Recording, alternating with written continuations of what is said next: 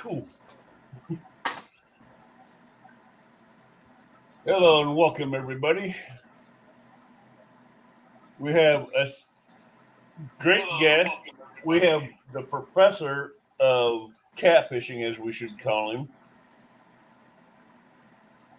And we will go back up to the top. We had Pontoon Jody that's in here first. Then we had Mike Sampson off the res. What's up, Mike? CBA. What's up off the res? Jason Lamb. I hope you're getting better, bud. 351. We have Richard Ward, Mad Catters, Evan TV, and Catmandu. We have Chris from Hooks and Hammocks, What's up, Chris? Cat Life Outdoors. I just finished supper. I'm going to have to get a toothpick real quick. That's all right. We have Miss Serena keeping it real. Laughing Cats Fishing, Thomas, hello.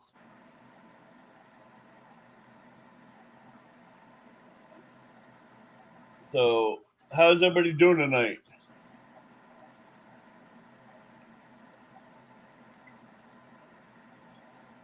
I guess you all already know by reading the thumbnail what the topic will be tonight. So if you have any questions for Mr. Epic, have them ready for pertaining to flatheads. Hello, Tim Donna. Avid, I'm glad this is an informal one because, matter of fact, of course, I forget about everything, but I was down at the river catching the old donkey baits when you texted me. You're like, "Are you ready?" I'm like, "Whoa, I hope." That was right before 6. I thought, I hope it's not at 6. Thank God it was at 7. Because, of course, I was fully into it, and then it started raining on me, so I came up and dumped him in the tank, took a couple pictures, and threw it up on YouTube. Man, I just wish I could find suckers down here like that. You can. What you have to do is you got to go to a river like and I'm not saying the Merrimack, but like the Merrimack, like those rivers that run a little bit clear some of the year. They don't always have to be clear because mine's pretty turbid. But I've got another one about 20 miles from here. It's one of those fairly small, kind of sandy, kind of, ripple hole run type rivers. Those things, if you look at the range of them, of the golden suckers, not necessarily the white suckers. The white suckers, right, they've got a pretty good range. But, I mean, even east of the Appalachians, there's a bunch of golden suckers. They're all over the East Coast. They're all the way down past you, especially in the Shawnee National Forest. You could find them. It's just you're going to have to do a little bit of searching. And it's really kind of weird to fish for them. It's not like another fish. What they do is they don't hardly ever take a rod down. They will if you use them little tiny circle hooks. I mean, tiny ones, like the size of your thumbnail. Yeah, I got them. You got them. Put a fresh night crawler on it because once it gets pecked around, they don't like it. I don't know why. And the other thing is you got to go when the plankton count and the algae count is down, like early part of the year. And then late part of the year is really good. August, September, October is really good. Early part, like April, May, is really good. But once June, July gets, it's pretty tough to catch them. So I kind of rely more on cast netting them before I tore up my shoulder. So we'll see how that goes. We have some people that just came in. The Smoky Tasha, Susquehanna Stan. What up, Stan? Our favorite catfishing queen, Pontoon Jody. Pontoon Jody. What a staple. She's awesome. Tim and Donna. Gray's Family Fishing. Down East Tackle. And let's see. That's it. All right. Now, tonight is all about the almighty flathead. Okay. The king of catfishing. Let's do it, because flathead season for me comes up before blue cat season does. And I'll tell you, and it's hard to, maybe some people in chat have heard me talk about this, but we've got a situation where the Mississippi, and Evan and I were just talking about this, the Mississippi up where I'm at in that middle little cul-de-sac in the middle of the United States, it's cold. I mean, it's still cold right now. I mean, the East Coast, the West Coast, South, things start warming up, and it's not like the blues don't hit in cold water, but they don't prefer to be way up here in any sort of predictable numbers. Now, everybody knows that that tournament happened down there, but shoot, there's 200 boats in it, and I mean, not everybody caught fish. There was guys that got on fish, no doubt.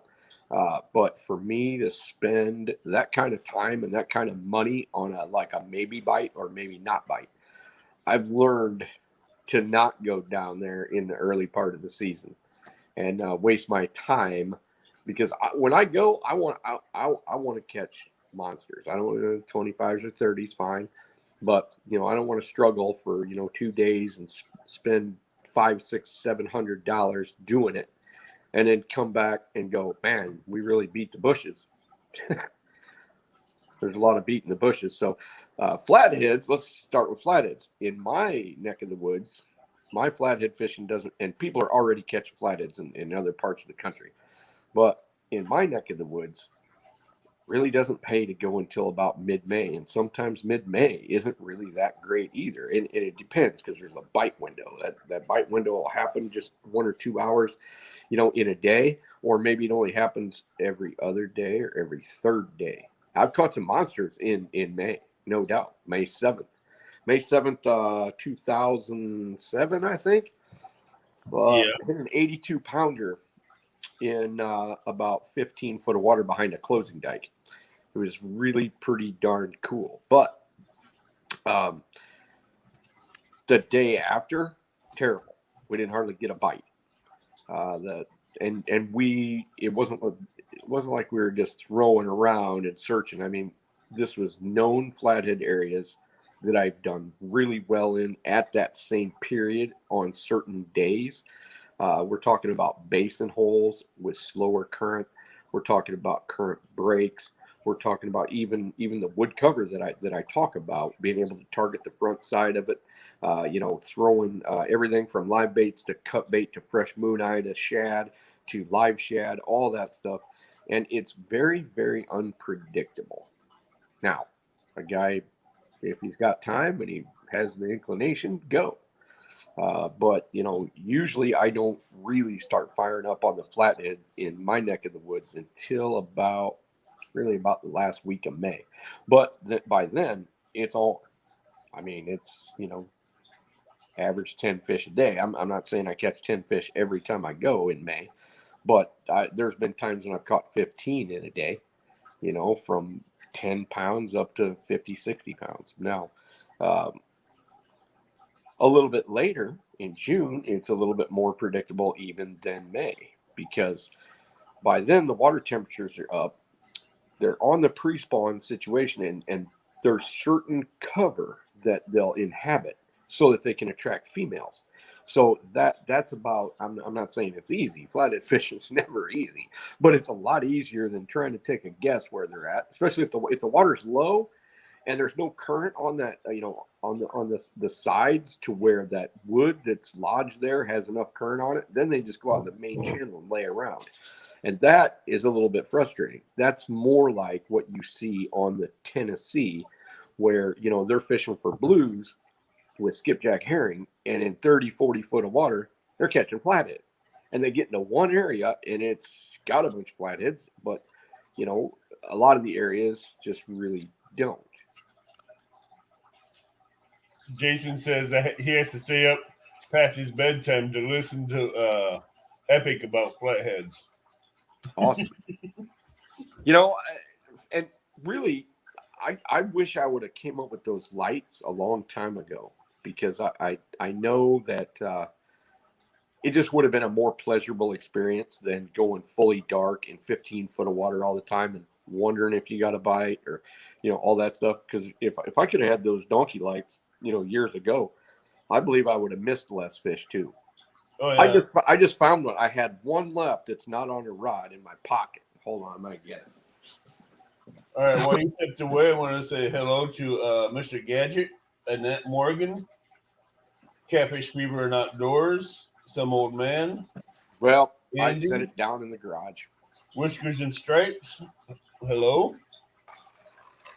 I can't wait to see them lights. Yeah, they're pretty awesome. I've got one. Well, see, of course, since I'm a crazy fisherman, my wife, yeah, she complains about it, but she has no choice. I have rods still in the kitchen. Thank God I built a big enough kitchen. They're not really in the way. That's good.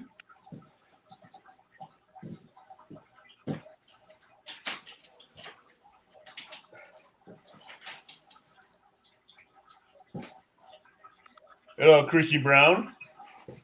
So here it is, Avid. There's the lights.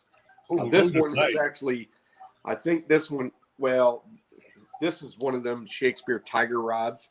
So it's, Right. it's like the shortest one that I've done.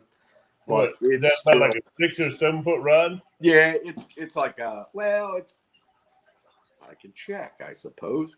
I have to get the thing out of the way. It's 7 foot.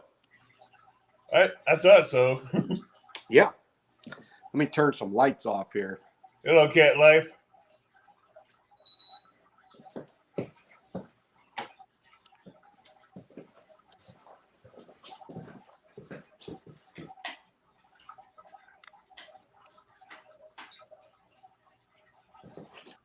I always leave those on so I never know where it's at.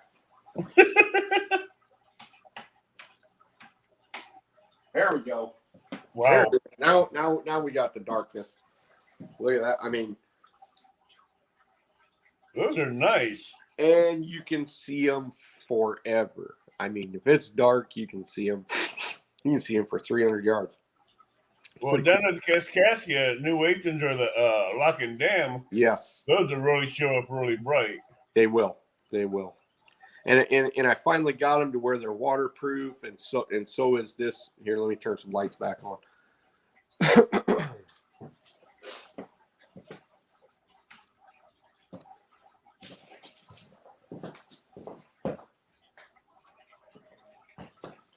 So I've got the controller all sealed and covered. And to change the lights, you can just peel it out here like that. Then it just basically snaps into place. So it's basically a rain cover. Right. Because the first time I took the ones out I put on my rods for doing lives, we got rained on for like 2 straight days, like Forrest Gump style rain. It was terrible. Yeah, the downpour. It was horrible.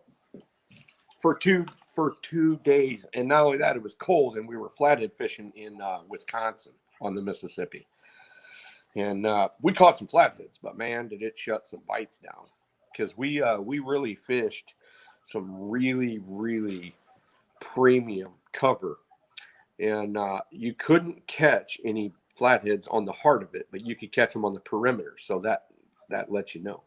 You know, like if any of you guys go into a classic wood situation with the right current and you can't catch any around that root ball or around where that, you know, that ledge comes down and whatever, but you can catch them on the fringes, and usually they're under 20 pounds, you know that your bites have gone south or just never was.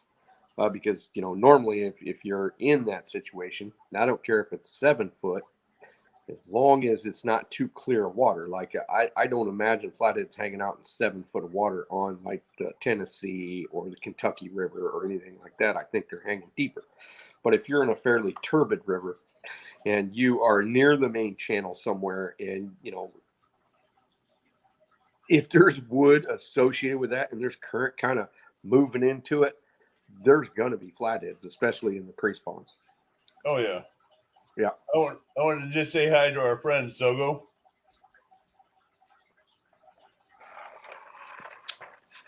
Now, I do have a question that pertains to a flathead. Can you dispel or confirm the myth between the flathead and the yellow belly? What's the story behind them? Okay, so a yellow belly in most of the country is actually a yellow bullhead. But flatheads being yellow it has nothing to do with the substrate they're on. It's all genetics. It's like if anybody remembers, like say 8th grade science, when we learned about genetics, one of the things that we learned about is rabbits. So you got a black rabbit, you got a white rabbit, you got a brown rabbit, you got a whatever, and it all has to do with the recessive and the dominant genes. And we know from the average amounts of flatheads across the country that the dominant gene is the brown green. That is probably 70% of the flatheads caught are brown green. But then you'll go to certain rivers that have a dominant factor because there's been a lot of them that are yellow. So people call them yellow cats. The Rock River's one. There's other tributary rivers, that do. But then there's other tributary rivers you almost never catch yellow cat. But I've caught them so bright they're almost like canary yellow. So what makes the flathead hate the yellow belly so much? Hate the yellow belly. Right. Okay. The controversy between the yellow belly and flatheads. Okay. Why can't those two ever get along? I would not. You mean a bullhead and a flathead? Right. Well, to a flathead, everything that is around him, everything, doesn't matter how small or how big, is competition or food. That's it. They don't have friends. They have enemies. That's all they have is enemies. The only time they're accepting of other fish is when either their activity level is really low, pH, you could have a pH problem, you could have cold front coming in, but basically during the cooler water period. But once you get somewhere in the territory of 68, 69, 70, 71 degrees, all the way up to about 89, 90, it's no holds barred. I mean, if there's a flathead close to them, they'll get up out of their way to attack it. They will ignore feeding to chase another flathead out of their zone. And we know this because A, they do it in tanks. B, there's been evidence on your line, but that has taken a lot of years to figure that out, and it's very complicated to spell it out. But you could have a tank, like I've got one bait tank, which I plan on getting that going because I need to put my regular carp into there because they'll beat up on the suckers in my smaller tank. So, but it's 10 feet across. And you put flatheads in there at anywhere about 70, 75 degrees, and they'll fight all the time. And one sits 10 foot across over here, and the other one sits 10 foot across over there, and one they'll just get irritated. And pretty soon they're over there just smacking the snot out of the other one. And they don't know how big they are. A 5-pounder will go try to attack a 30. That's just crazy. Yeah. Hello, Paula Smith. They have, because they're not thinking creatures, they have no idea how big they are or how big they're not. And they don't learn lessons very well, or otherwise they wouldn't be great fighters. And that is what they are. They are truly masters of real estate and ambush predators and fighters. They fight each other constantly. They'll be accepting of each other, and see that's the dichotomy. That's why it's really difficult to understand flatheads, is because there's a graph. So when the water temperature is cool, you could have a whole bunch of them hanging out. Shoot, they could be touching each other. When it's cold, 39, 40, 41, 42, 45, 50 degrees. But as soon as that water temperature goes up, all of a sudden you see bite marks, and they've all separated themselves. And that's like one of the coolest things ever. Would you consider them to be bipolar according to the temperature? Would I consider them to be what? Bipolar. I wouldn't call them bipolar as far as up or down. I just say that they are a cold-blooded creature that has a proclivity towards violence. The hotter the Okay. water, the more the metabolism is, the more the violence. Okay, because I honestly don't think that flatheads are trying. I don't think that 60-pound flatheads are trying to literally eat 50-pound flatheads. But I know they put them in their mouth. I know they've gotten them because I'll get like a 40 or 50-pound flathead with pad marks that are, I mean, just jammed down into the top of their head, and their dorsal fin is all messed up. Their pectoral spines are they almost don't have any skin left on them. Pretty crazy. I've seen, and I see a lot more 25-pounders like that. The 40 is kind of rare, but I have seen it. I kind of thought that's what was doing it to other bigger fish. I just didn't think it was a fish that big to do it. Yeah, it does. It does. But you'd be surprised how not big a giant bite mark is from, if you get what I mean. Yeah. So when I first started catching lots of flatheads, and especially once that water temperature started to go up. Now, when I first started, my first probably decade, I really wasn't that good at it. I would do good at certain periods of time and whatever, but once I started being able to fish at day after day, or every 2 days or whatever, then I started noticing the bite marks, because I usually don't see them in May, but I start seeing them about June 5th if the water's temperature is higher. But if the water temperature is lower, I don't see them until late June, early July.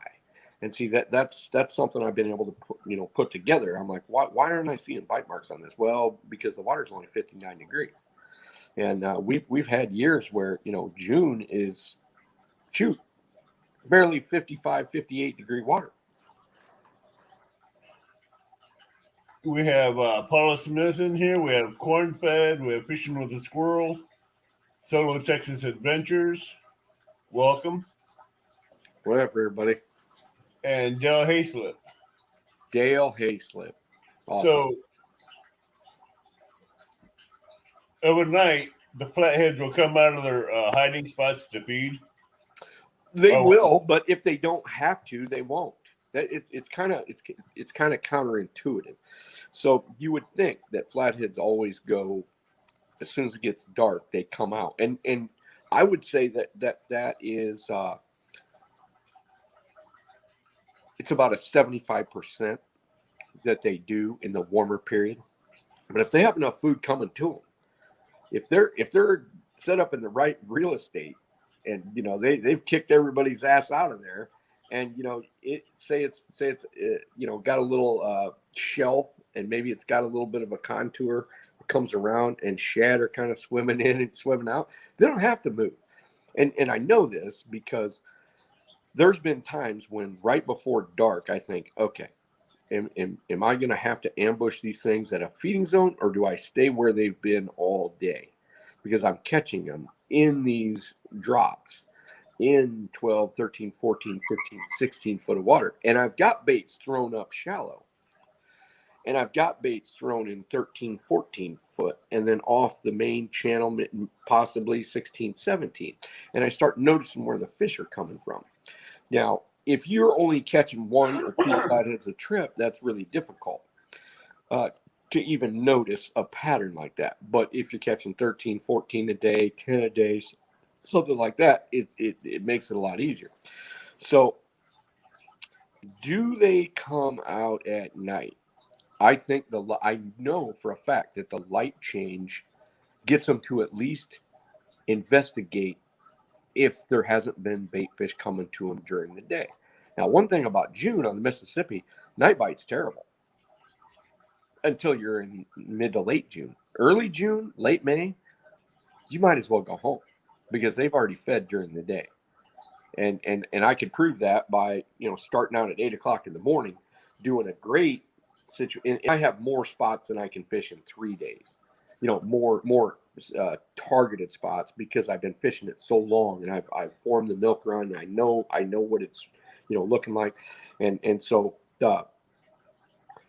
I can go from spot to spot to spot to spot to spot, and maybe we don't catch one on a good situation, but then we catch two or three on another good situation, and then we keep moving, and then I've still got a bunch of spots that I can still fish at night.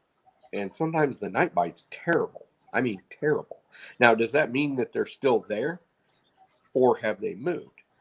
Now, that was a question that I had to answer to myself. So I started fishing above those spots at night. I didn't really throw it down into the cover. So I started fishing above. So, especially if there's like a channel edge. So if there's a channel edge that kind of feeds down into their habitat that they would stay at during the day, I started, getting up a little bit like I do with blues, because when they won't bite during the day, I can still mark them, but they won't bite. So I got to go up and say, okay, I'm going to ambush these things when they get ready to feed. Because if I'm right on them and they decide to go this way a little bit or that way a little bit or down a little bit, I'll miss them. So I just choose to go up ahead and target those fish, because eventually, from not finding something, they can at least smell it. They can at least feel the vibrations if I've got live bait. They can at least smell it if I'm upstream. But if I'm right on them, maybe I'm a little bit behind them and they don't smell it or don't notice it. So anyway, when I started to prove this to myself, there would be some nights that they would move. They would come up onto that shallow flat a little bit on the side. They would come up from 12 foot of water in a big bunch of trees, and they'd be up in that 6, 7, 8, 9, 10 foot. But then there's sometimes when they just wouldn't move, and then I go back into the cover, and there they are. Go back, so I would say, okay, what's the likelihood that they're going to move? Yeah, it's pretty high. It's 50-50. It's whatever. So I'm going to go up and I'm going to try to ambush them. But, by 11 o'clock, if I'm not catching them, sometimes I'll go in after them. And I proved that on a live not too long ago. It was last season where I tried to triangulate on that sunken barge. So the barge is nothing but like a big tree, except for it's metal and it's probably a little bit better. So I had to literally go in after them because they wouldn't come out. They would not come out from underneath it. They wouldn't come out from inside it. They wouldn't come out and go towards shore. So I had to basically tie up to it and take a risk that they were just going to, break my line off on the side of the barge, because all that stuff is sharp. And so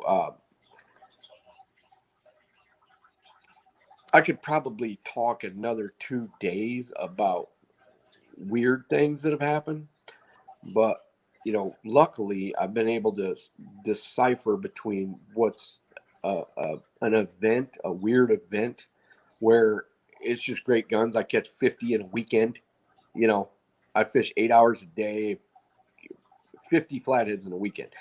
That happens probably one weekend a year, and it happens in between probably June 15th, where I'm at, and July 2nd. It almost never happens before that, and almost never happens after that. But it's not like I'm on this pile of flatheads either. I gotta move.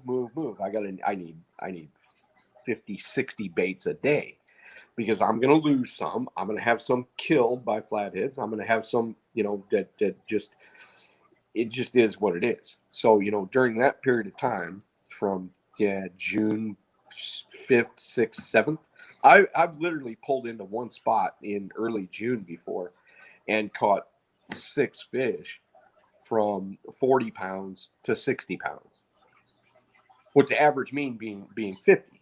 Now, is that because they were stacked up there and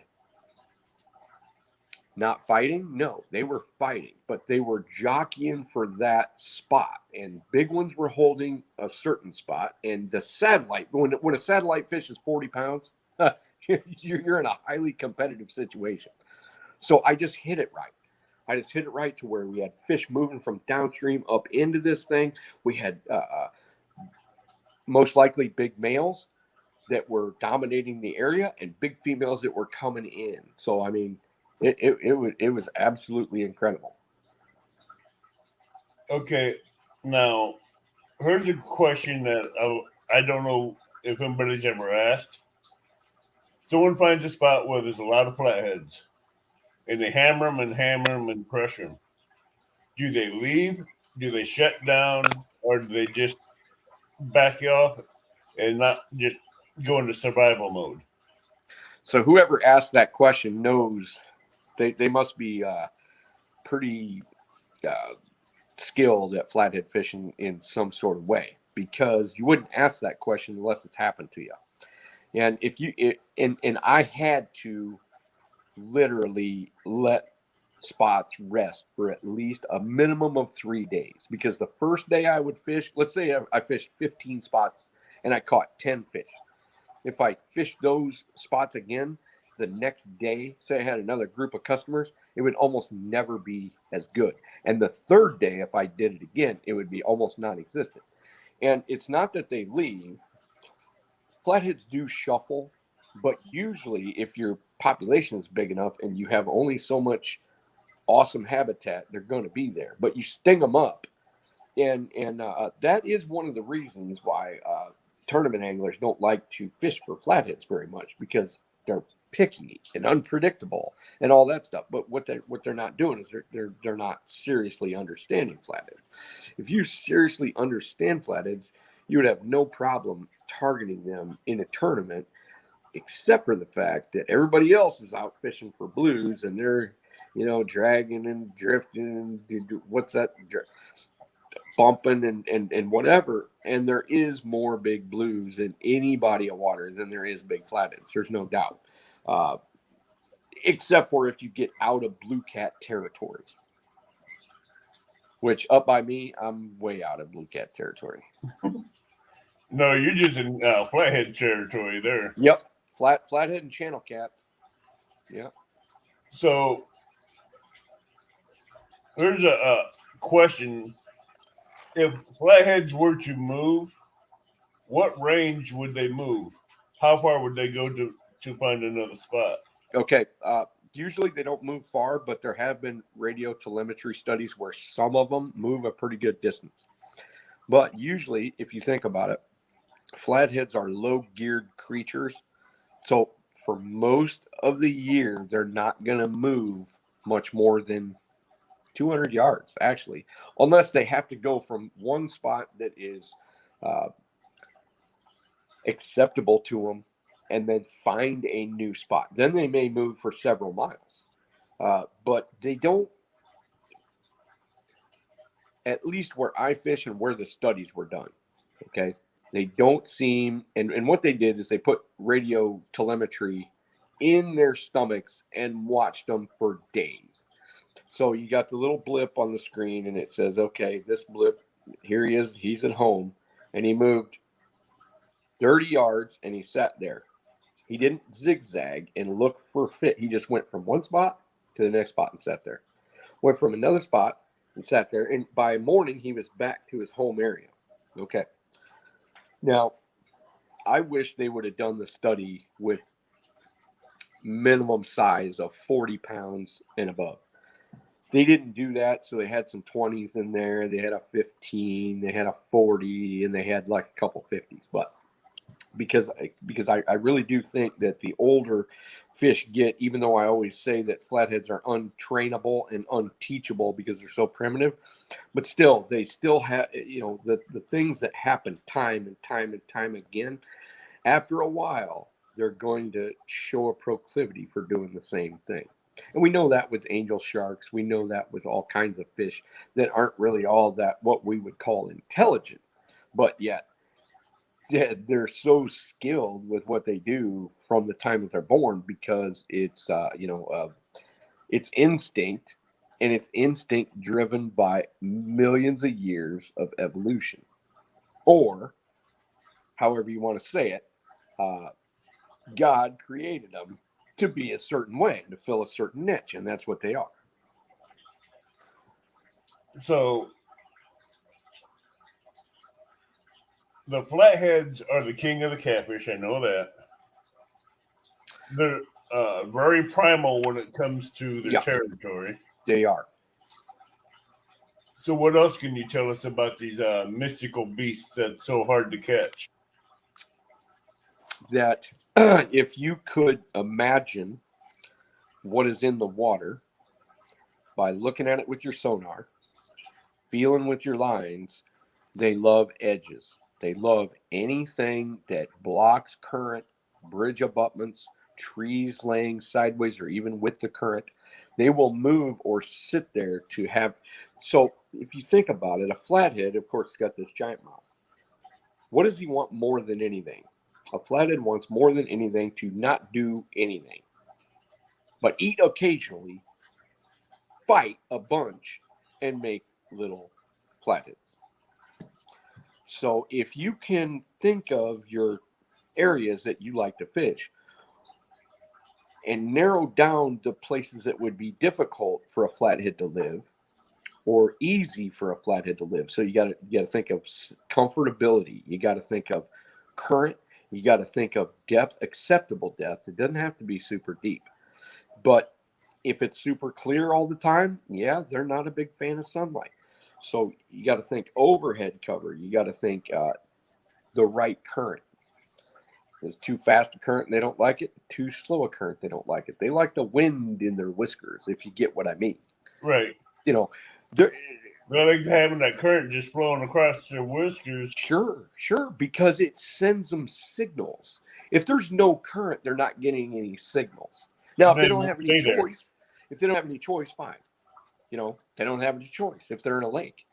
But if they can get to where that current is bringing them signals in the form of proteins, in the form of sound waves, in the form of blood scent, ammonia, blood, anything that they can key on that's different than the actual surroundings. And not only that, don't forget they are the best at electroperception. Right. So electroperception means that they can detect a very, very faint low voltage charge in the water. So if a leaf goes by their face, they don't bite at the leaf because it didn't have anything. It touched them. It touched them, but it didn't have no charge, didn't have no vibration, exactly. No movement. Yes. No proteins, no amino acids, no any of that stuff. It didn't have a low voltage charge. It's not alive, and they're not smart enough to look at something and go, oh, that's obviously a leaf, because otherwise flatheads they'd be biting at everything. All the fish would be biting at everything. So there is a certain measure of what these fish inherently know with all their awesome organs, with the lateral line, with the ampullae of Lorenzini, with all that stuff. I mean, their taste buds, their chemical receptors, and their soft skin. Remember, catfish are different than a scaly fish. A scaly fish, they kind of like current, but it's almost I don't know. I don't want to go. I'm kind of going out on a limb. This is just a theory of mine, but with that soft skin, it's almost like they're predisposed to liking the current, even if they're resting. You know what I mean? Because if they were truly resting, they didn't love current, or they weren't acclimated to current. In a river like the Mississippi or the Tennessee or any of that stuff, they just go sit up in the shallows. They don't do that. That's what bass do. That's what crappie do. That's what, pike do. That's what all those fish do. But catfish just don't seem to do that if they have a choice. If they don't have a choice, who knows? They go up shallow and sit there if they want, because there is no other choice. It's either warm in the shallows or cold in the deep. And I'm telling you, flatheads would rather be cold and comfortable than they would be hot and in the sun. Think of that one. But if they can get overhead cover in the form of trees or a dock or, anything, or a ledge or a sunken barge or, a sunken tree or, any of that stuff, rock outcropping, if they can be up where it's warm, still has some current and has some sun blockage, that's all the better. Now you're getting your equation, with 4 to 8 things that are good, and that proves to be good almost no matter where you go. Now, here's a question that I've had a topic that I've heard people talking about from the bank and from the boat. The floodgates, blow a dam. Yep.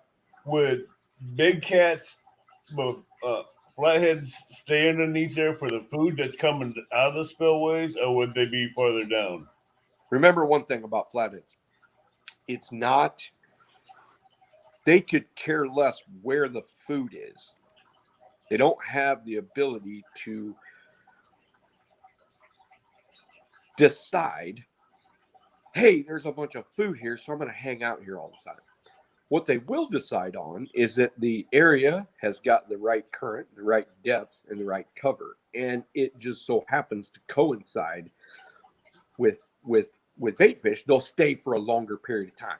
Once those bait fish disappear that aren't coming through the dam or whatever, they're gone. They leave. Because a flathead doesn't really have a long-term memory. It has a Pavlovian dog response. So as soon as you start, and they have a very short-term memory. Blues, channel cats, and flatheads are generally the same, but flatheads, of course, have the shortest memory. Channel cats have the longest memory. And blue cats, they're almost untrainable too, but you can train them if you start young enough to a certain response. But it doesn't take them but 3 weeks. You quit feeding them at the dinner bell, and they've done forgot. I mean, because they need to move on to something else. They wouldn't be very successful if they had a memory like us. We're warm-blooded. We have homeostasis. We can almost do almost anything that we want. We have intelligence, and we can reason. There is no reasoning with catfish, absolutely none. There's almost no recognition of whatever.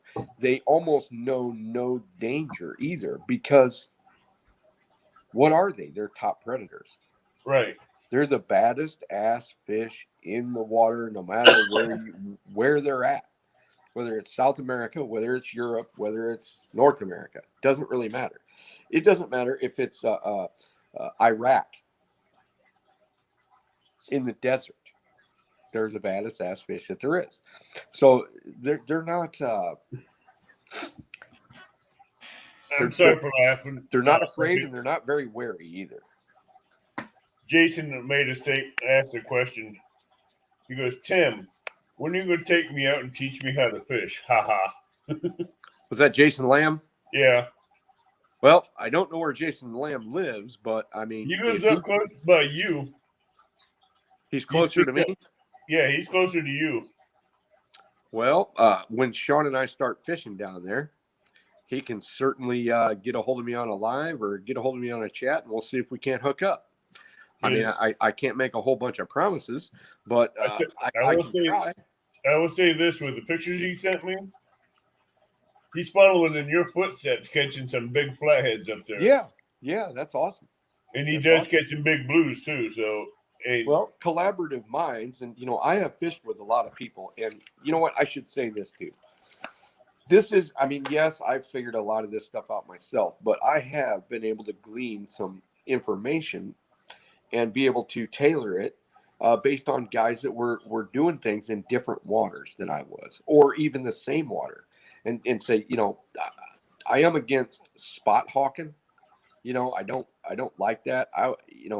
I would rather go somewhere else where I don't know anybody that fishes to go find new spots. But I do appreciate the sharing of information, and there are things that have helped me come to some of my V8 moments. Some of those when you slap yourself on the forehead and go, "Oh my gosh, right. I was thinking about that all wrong," So, what? I'm trying to figure how, like you were saying the other night on someone else's show. I forgot what you were saying. If they see, how long does it take a fresh fallen tree in the river to become a good flathead spot? Oh, that's a great question. Almost never, if they still have leaves on them. I've have been non-discriminate for days because I wanted to make sure that I didn't have a preconceived notion. Okay. So the things that I liked, that I thought when I was first learning it, I said, okay, this looks good to me, but I can't rule out something that doesn't look good to me. So I fished them all. And so I went on a systematic pattern: shallow, medium, deep, current, no current, lots of current, right current, weeds growing on top of it, and leaves because it was fairly new. And almost never in those probably 6-8 years that I did that on purpose in the 2 basic calendar years for flatheads, did I ever catch too many fish that were of any consequence with leaves on it. The older, the better to me, and this is just an idea. The older ones to me are better, even though I have caught giant fish on some relatively new ones that actually got washed in by floods. But almost never with leaves on them for some weird reason. I don't know why. Because I've fished some that should have been good, but there were still leaves on the trees, and they just never really panned out. Let's say that. Okay, Whiskers and Stripes has a question for you. When can we expect the next live from Tim and Sean? Yeah, that is one thing. It's possible that by May we'll be doing some Scary River lives. I don't know if there's any signal down there, but if there is, that's going to be pretty fantastic. It's going to be a fish a minute, a laugh a minute. We're going to be racing up rapids and doing all kinds of crazy shit and all that. That is if we have a signal. I've never tried it down there, but I think it would be fun.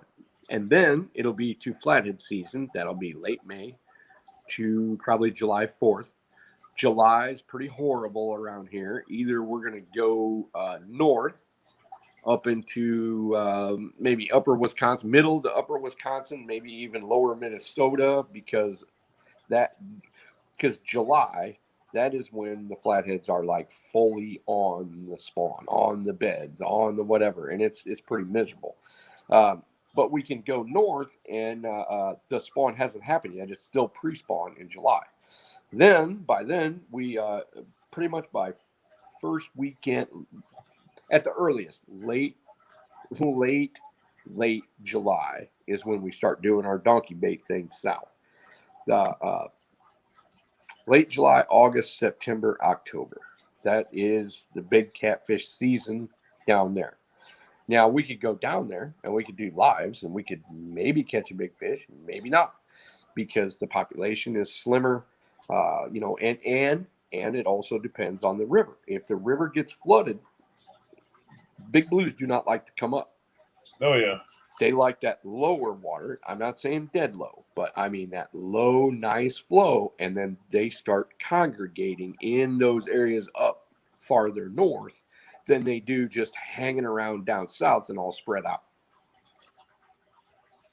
I do have this down to a science, pretty much a calendar. We have Sunfish Assassin just came in. Justin's Fishing Fetish off the res. What up, fellas? Outdoors with Otis asked, why does flatheads in the southern waters seem to bite on cut bait more so than live? Or is it just a coincidence? It may be just a coincidence, because I've had years where if you weren't throwing cut bait, you might as well go home.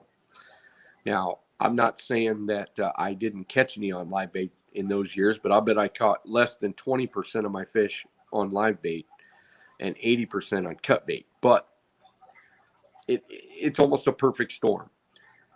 I almost have to have low water and heavy competition between the fish. And see, that's the one thing. When you get flatheads that move into an area and there's heavy competition, they seem to be a lot more accepting of cut bait. So for whatever reason that is, some days, I got 50 live baits. I don't want to use any of them because they're hitting and spitting live baits, but they're taking the cut bait. They're taking the shad, especially fresh shad. They're taking the moon eye. They're taking, I don't have that much luck with suckers. I'll tell you that on flatheads. I love suckers for blues, but I'm not a big fan with flatheads.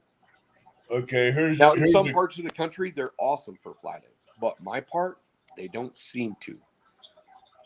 Now, for the 4 seasons of the flathead, winter, spring, summer, and fall, which season would be best for flatheads per season? For me, it's almost always pre-spawn, so that is it's actually late spring into early summer, hands down. Now, I mean, I've caught some giant fish at all periods except winter. But as far as numbers and the proclivity or the the bigger odds of me landing big fish, especially like on a live that we just go on a Thursday and I wasn't there. I wasn't on Wednesday. I wasn't there on Tuesday. I have no idea what the flatheads are doing, but I can usually go out there and throw my stuff around and do pretty darn good. the Not queen always. the queen has a question for you. The What you got? queen, she wants to know, how do you cut your baits? Chunks or fillets? I almost never fillet it. Almost never. Have you ever done the flapper rig? I've never had to. I would if I thought it was necessary. Uh, but as far as the flapper or any of that stuff, I'm a believer in throwing it in their face more than I am trying to attract them from a distance. So just and maybe it's me being hard on myself. Okay, so sometimes you got to have, at least the way I think, you I got to have certain parameters that forces me into doing what I've got to do. And that is not being lazy at all. That is move, move, move. That's throw a lot. That is think about things, get different angles, try to put it in their face, and constantly be thinking about that. And so if I just haven't went down the road of trying to think about different ways of cutting my bait so that maybe I can just magically attract them to me. And I'm not putting that down at all. It is what it is. But my personality goes more towards, just gritting it out. And, I mean, that's what I love. I really do. I love at the end of the day, even on a tough bite, when I can put big fish in the boat. And the success is it doesn't seem to be luck or happenstance. It doesn't seem to be whatever. Now, if we just go down there and throw out in one of my good spots and we just get pounded by fish, fine. But usually that doesn't happen. For one, my area, believe it or not, that I fish flatheads and blues, does not have a heavy population, and we know this because if it did have a heavy population, you would be able to go into lesser cover, lesser structure, and lesser current and still catch flatheads. You can't. If I was to take you guys with me on a full day on a live show and fish less than, let's just say, the lower 25% that is still halfway kind of acceptable or even decent, we could blank easily. But if I concentrate on that upper 50% or that upper 25%, we're going to catch fish. Unless it's too early and they're all spitting baits and it's goofy. You guys are flat fishermen, But I've been other places where the population is heavy. The population of big fish, whenever you have a huge population of flatheads, where that lesser type cover is still occupied by fish and you can go almost anywhere and catch them, that it almost always has smaller fish. Just the average population is smaller because they're self-limiting. So if you don't have 50-pound fish, you're going to have all kinds of 15s and all kinds of 5s and all kinds of 10s. It takes a good bunch of time to get those small ones weeded down by the flatheads, and they do it right. I mean, so a lot of people say, well, we as people need to eat the little flatheads. No, that's not going to work. It doesn't work until you have enough big flatheads, and if they all start out about the same size, it takes a number of years to get them, and you got to keep people from taking huge fish or big fish. So we can't do the right thing as far as flatheads goes because they're a top predator. They're self-limiting. They're like wolves. Okay, only they have indeterminate growth. They can grow their entire lives, and the older they are, the more likely it is going to be something that's 4.5, 5 foot, 5.5 feet.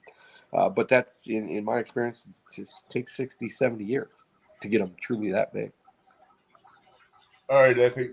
Catman, you asked me a question, but I'd like you to chime in on this one after I try to answer it. He goes, Evan, if you know there's a big flathead in an area, how long will you set up and wait on them? Well, I, yeah, like them but little Kaskaskia Lock and Dam where they have the railroad tie anchor supports for the supports. okay, I'll set up on that for about maybe an hour before I change baits or move locations. all right, But if they're not moving, I'm just going to go after about 45 minutes to an hour. I'll move. yeah, okay. So I'll answer it, and I'll try to answer it decently, I guess. It depends on how many options I've got. If I don't have a bunch of options, and I know there's only pretty much one or two spots within 8-10 miles, I might sit on that spot for 4 hours. Now, if I know, like the Kaskaskia up by Shelbyville, I can go downstream from that dam area and hit spots, but they don't really hold big fish because they're not epic enough spots.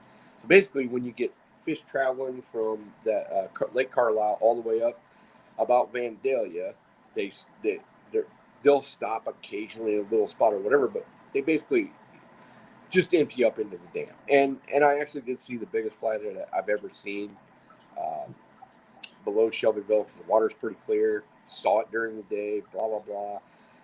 I have sat there for 3 days. Now I'm less inclined to do that now that I'm old than when I was young.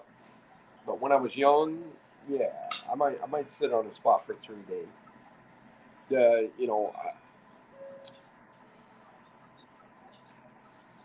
I may sit on an area in which I can move systematically and cover it. Like my last flathead video, there's Yeah. times when I may do 5 anchors on that. But we had other places to go, so we went in there, we threw the baits in, and we caught the one big fish. And I said, okay, we got other areas to go, and my next video will show that. Because Okay. Sean catches a whopper right after that. Cody has a question for you. Epic, what's the most flatheads you have caught in one day? Like 19.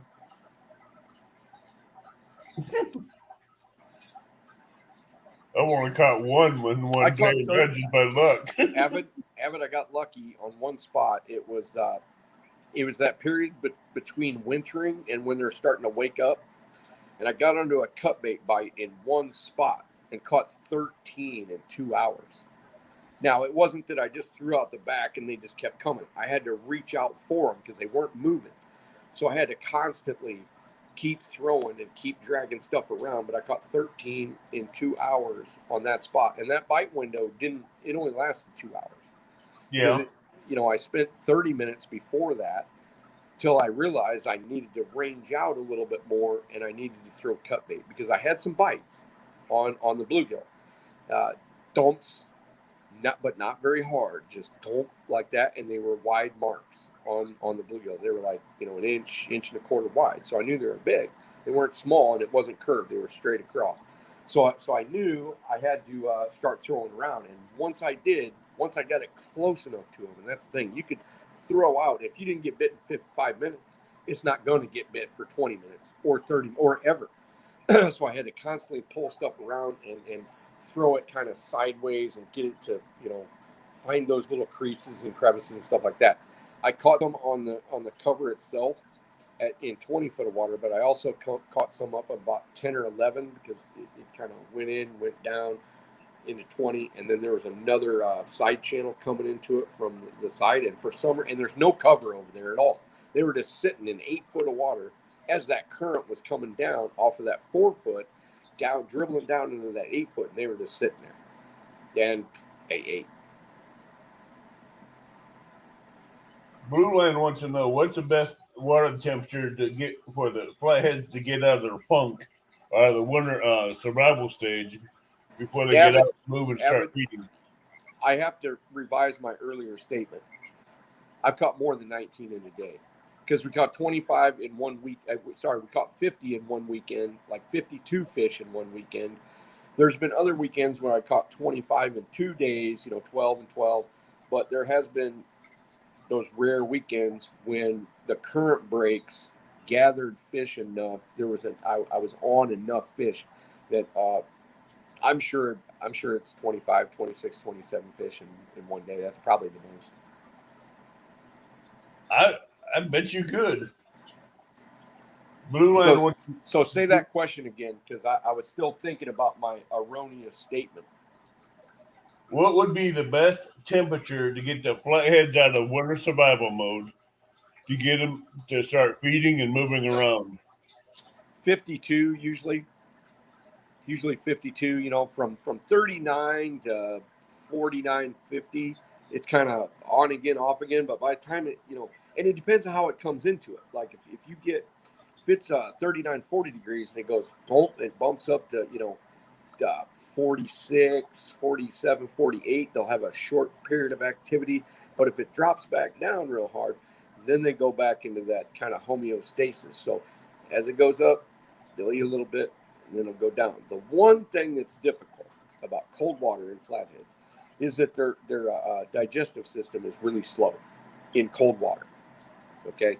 And part of how I know this is because I used to feed them out in my tank at 39, 40 degrees. They never ate under 39, but 40, 45 they'd eat occasionally. And then 3 days later, I'd grab them, reach into their stomachs, and pull it out because I wanted to see what it looked like. The only thing gone was the eyeballs and the guts. The skin was kind of gone, but they're in 3 days. And so I would do the same thing in the summer, and it would be just down to the bones almost in the summer in 3 days. So yeah. In wintertime, it's a slow digestive process. Yes. But in the spring and summer and fall, it's a faster high metabolism breakdown. And that's true for all 3 species. Blues are fat in the winter, not because they eat more, it's because they digest less. It stacks up on them. They're constantly feeding and they're always full. So in the wintertime, they're not after those giant baits. Like you hear everybody's like, oh, we got to downsize in the winter. Well, why is that? Because if you're full all the time, you're not going to go tackle into big giant baits you can't even stuff in there. And that's the thing. I used to really argue with the guys that were writers back in the day. They used to talk about the fall feed bag. How, they're really going. And I'm like, no, they're not. They're eating less. It's just that they're grouped up more. Okay. Flatheads, once that water starts cooling, they're still eating, but they're accepting of each other. So you're literally throwing on 5 times as many fish because they're not fighting. So I argued that, and I had to prove it to some of them, but they still want to write about the fall feed bags. Oh gosh, they're just going crazy, blah, blah, blah. They're moving in the fall. They start to move to their wintering areas, so they do have a bit of a better chance at intercepting fish. But once they're in their classic holes, they'll still move around those holes looking for food occasionally because it's not a big hole. It's small. It's like somebody's maybe twice the size of a decent sized living room, but yet you might have 150 fish packed in there, but only about 10% of them are eaten. But 150, that's 15. And if they're willing to move around and feed your thing, they're not all on a feed bag. Trust me. I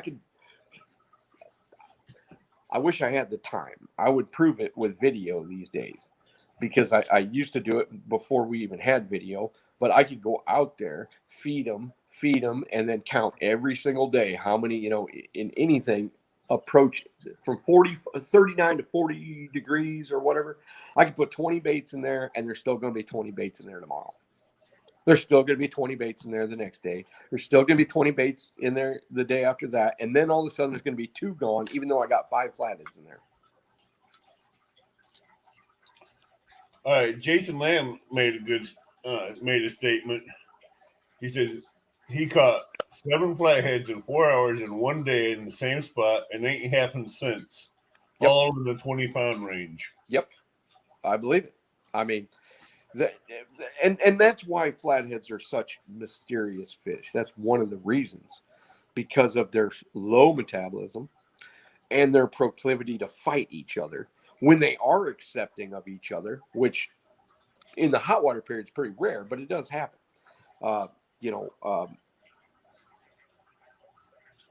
Then all of a sudden you get those magic days where you catch 4 flatheads on 1 anchor, or 5 flatheads, or 10 flatheads, or 13 flatheads, and then you can't do it again till next year or a month from now.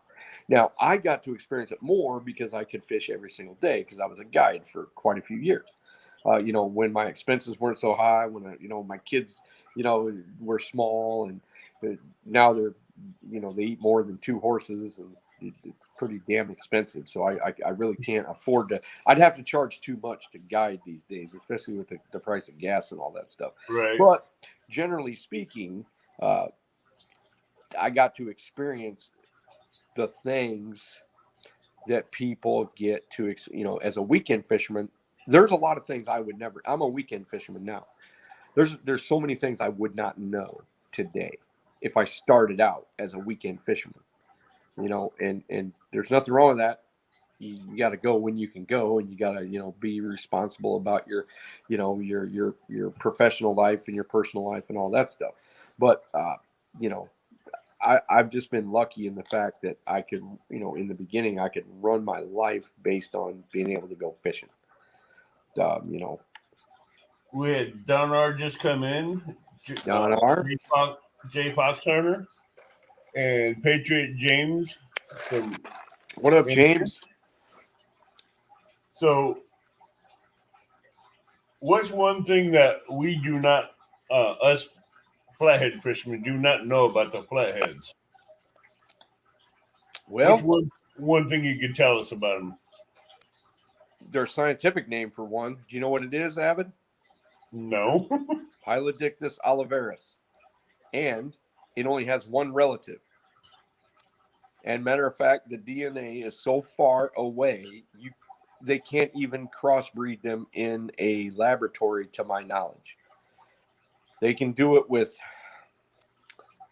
some species, the Amarius, which is bullheads. They can do it with, channel cats and blues, only in a certain fashion. But flatheads are very primitive, and they're very distinct in their DNA sequence. Also, something else that people may not know is that out of the 3 catfish, the flatheads have the strongest immune system. They have an incredible immune system, and it has to do with their slime coat and their well, I'd be guessing on this, but my guess is because they are so non-stressful in their metabolism, that they're going to heal faster and better than the blues or the channel cats. And think of this, everybody out there right now. Channel cats, when you catch them, and blues oftentimes have red mouth. They have barbels that are messed up. Right.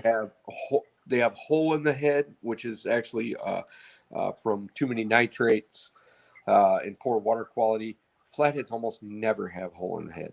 Now, that's an Aquarius term, and you could put in almost any fish and artificially give them hole in the head. It's actually called the neric sepsemia, and it starts in the head for some reason, because it's like a part of their central nervous cortex. But flatheads don't seem to get it where the channel cats and the blues do, and that's one of the reasons why you can tell that they're more high strung. So you got a channel cat, you got a blue, more high strung than a flathead. A flathead is more his temperament, as long as he's not pressured by other fish, as the fighter that he is. He they're so much more low geared. And their slime coat is pretty amazing. If you ever stare into a flathead slime coat and you think that it's not really thick, it is about 3 times as thick, and its viscosity even is about 3 times as hard. The top will rub off, the top third, it'll get there, but if you just keep scraping all the way down to the skin, you're still a long way away from the actual skin, probably 1/8 of an inch. You got me dumbfounded for a minute. Can you go back and reiterate a little bit on that DNA process with a flathead? Yeah, they haven't been able to. Now, I haven't studied this in a while. Maybe in the last 10, 15 years they have, but I'm still doubting it. Their DNA, the sequence of DNA is so far away from a blue or a channel cat that they have been unsuccessful to crossbreed them. Now, they also have this other problem. Well, why aren't flatheads stocked as fingerlings?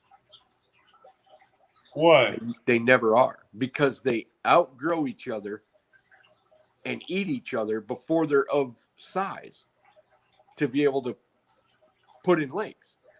There was all kinds of disasters. They tried it in the 70s, they tried it in the 80s, they tried it in the 90s. And I personally talked with some guys that were out of Missouri in the DNR that were trying to do it. And so they'd get a gravid female, and then they put some, large male in there, and even a smaller male to create competition so that they would actually lay eggs. So they created the current, they created all that stuff. Let's get them going. The eggs hatched, and pretty soon, and I can tell you this from personal experience too. So you've got 150 of them that hatch out of 10,000 eggs or whatever. So 150 of them hatch, but after feeding them, some are more aggressive than the others, and if they don't have enough space, a certain percentage of them will outgrow the other ones and physically eat them. Okay, so out of 150 fry, they end up with 20% at fingerling size, and if they keep them going, some of them are going to grow faster and be more aggressive and eat the other ones. Oh wow. Blue Line wants to know: wouldn't the temperature depend on the area, northern waters versus southern water? It would. It does. And with every 2 degrees in longitude, it seems to, 2 degrees south, it seems to exacerbate it by almost 30 days.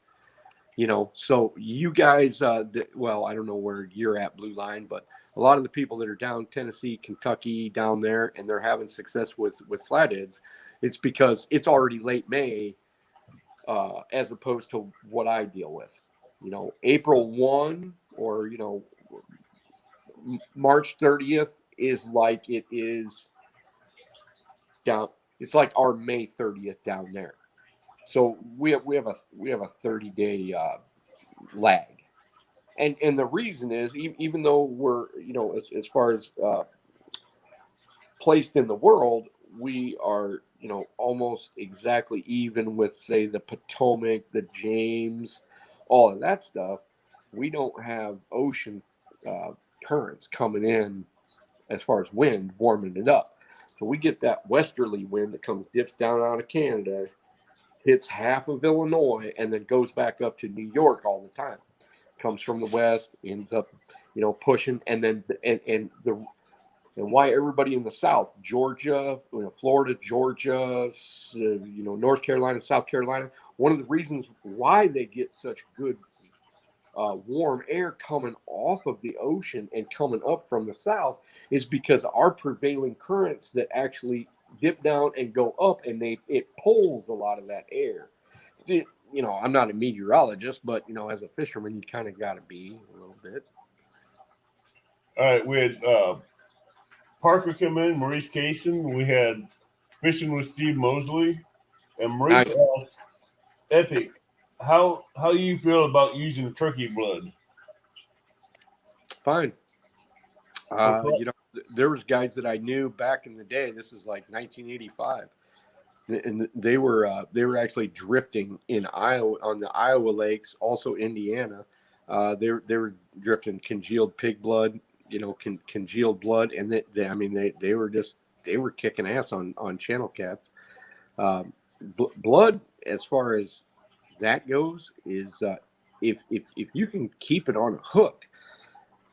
For channel cats, and possibly I don't know about big blues, but I do know small blues will just gobble that stuff up because it's the basic building blocks of life, and it's strong.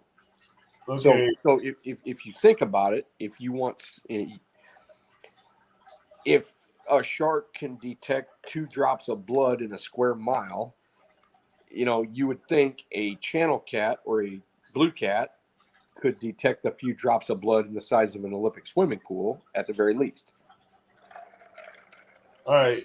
Susquehanna Stan asks, what can I do to keep a flathead in my live well without it puking up its stomach and losing a few pounds at a tournament? You can't. What you have to do is you got to have one of those, and I've done it before because I used to bring them home, and you can't put a 50-pounder in a live well and have them puke. They'll die. So what I did was I would first, and if it's a smaller one, you can do it this way. You take like an aerator pump that you buy at Walmart. They're like Right, $20, and you get get the tube that goes with it, and you right. put PVC on it, and then you got to sand the ridge off because it's kind of rough. You can put it down their throat and actually purge their stomach by pumping water into their stomach. Okay, and it'll come out into the boat, and they don't have anything in their stomach, and then all of a sudden they can go in the live well. Now, guys don't like to do that because it makes their fish weigh less. But I mean, Sandra's trying to figure out how to keep them from throwing up to keep the weight on. there isn't. There's no way because that is one of the things that I should have said earlier. Is that flatheads, like some other fish, mostly ocean fish, have the ability to fully regurgitate their stomach because it doesn't have a top end like ours. Ours has a top that leads Right. to the stomach, and then it has a bottom end. Well, this one doesn't. It's connected here and it's connected here, and it can upchuck its entire stomach into its mouth and turn it inside out like a sock. So why would it need to do that? Because if it eats something wrong or it's lodged wrong, it needs to be able to do that. Okay. Jay Fox wants to know, do catfish, flatheads, and blues move more south in cold weather closer to warmer water? If they can, yeah. Yeah, if they can. But I would say that's not something that you would see in a population of fish that have been stocked, except for the fact that catfish themselves, being native of the Mississippi River system, channel cats, flatheads, and blues all started there. So in their imprint, for thousands or hundreds of thousands or millions, however you want to look at it, that is something that they are good at. Now, channel cats don't seem to do it for a long period. They don't seem to travel from one pool of shallower water way down. But I do know one thing: they will come. A good percentage of them will come out of like a major or minor tributary to winter in the mother river. I do know that. There will be some locals, but the population will not be near as high as, like, say, pre-spawn population. So, As soon as the water starts to warm up, you get past April 15th, they come out of their wintering holes in the main river. They travel up tributaries, and all of a sudden the population grows until it's brimming, and you got channel cats pretty much everywhere.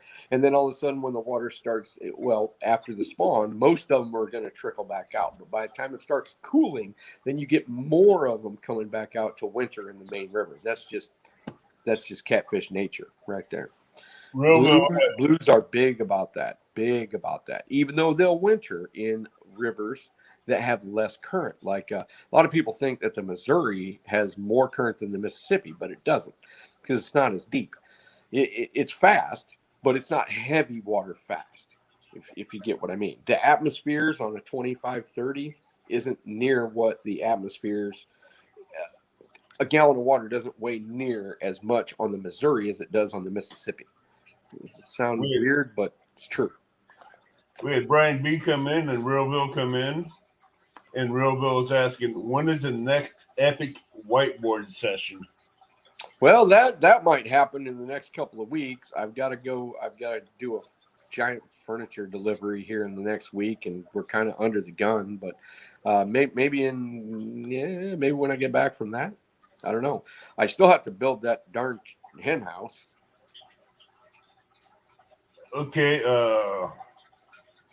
Steve, we're kind of having a whiteboard session right now. I could just, get it out if we need to. Steve Mosley wants to know, how long would you set on a log jam for a flathead? Okay, if it's during the day and the pre-spawn, not all that long. What I'm going to do is I'm going to try to figure out the best situation, and I'm going to try to make sure to throw a bait in the most likely spot, but I'm also going to spread them out a little bit. If I can, and I talked about this at CatCon, where I'll start out a little bit ahead of it because the fish sometimes are out. Sometimes they'll travel out because they know that bait fish is there. But usually about on a smaller one, 20, 30 minutes at the most. Sometimes it depends. If I know that fish from my past anchors are biting within 10 minutes or less, I may only give it 10 minutes, 15 minutes. If I think it's really good and it's deeper, I may spend 25, 30 minutes on it. But it depends on what else I've got to go to. And that's the thing. If I've only got 3 spots on a river that I feel are going to hold big fish, I'm going to spend a lot of time. Because otherwise I'm just going to be out there searching. But if I have 20 or 30 spots to get to, and I know I'm only going to get to 15 or 20 of them, I'm going to move through it pretty quickly. Epic, I want to do a quick shout out and introduce a new person to the catfishing community. Awesome. He just joined the catfishing community and just started his channel. Awesome. He's Don R's grandson, Brandon R. Sweet. If I can get a mod to post his link so everybody can go over there and show him some love, and he's going to be starting getting some content out. But his first debut is going to be on the catfish tournament, the Channel Cat tournament Sunday. He's going to be Don R's Joey on Saturday, and Don R's going to be his Joey on Sunday. Yeah. Well, I'll tell you what, Abbott, there's a lot of people in it, and I don't know what's going on with YouTube these days, but I can't even get a short video that's kind of fun or kind of cool to get much more than 1,000 these days. I know there's some people who would love to get 1,000, but, it's changed quite a bit in just the year I've been into it. Well, Brandon said he just put up a video today. So, if anybody has any questions for Epic on flatheads, please ask. Oh, Jason Lamb wants to know, what's your thoughts on the why Illinois River don't have a good blue cat population? Because they do not go upstream into the Illinois very well, because there's not enough current coming out of the Illinois. The only time that I had reports of blue cats, and usually they would be south of Meridosha. What's that last dam? I can't remember. It's like a wicket dam. I've been there, but I can't remember what the name of it is. So generally speaking, you've got a slow, placid body of water, which is the Illinois. Most, especially in the later part of the year, because the population of blue cats that are up in that upper stretch above St. Louis is not all that much. Yeah, there's big ones there, and they will push up if that water is just right. So anytime you got a tributary that's lower than the main river, they stay. If the tributary is a little bit higher and has good flow coming out, they might go. But there's not enough good blue cat, especially big blue cat habitat, for them to stick around in that Illinois. And I put a lot of thought into this because I thought, okay, why do I not have blue cats up in the Illinois River up by me? Because, I mean, I live 20 minutes from the Illinois River up by Henry. And he may know exactly what I'm talking about. But by the time you get down to, what is that? Meredosia, Brownstown, all that stuff down there. It's dealing, according to some old guys that I've talked to. I mean, old when I was young. They were like 85, 90. The Illinois used to be a riffle hole run, gravel and falls type river. It was a great flathead river. But once they put dams on it, slowed it down, and then the commercial farming came in, it silted in all the backwaters. It's too slow for a good flathead population because all the cool substrate is now covered in silt and clay. So the spawning habitat's not that great. And I have fish spots that would be good blue cat spots, but you never catch any blue cats on the Illinois, probably above that last Wicket Dam. But that's only going to be a fleeting moment here or there if the conditions were right.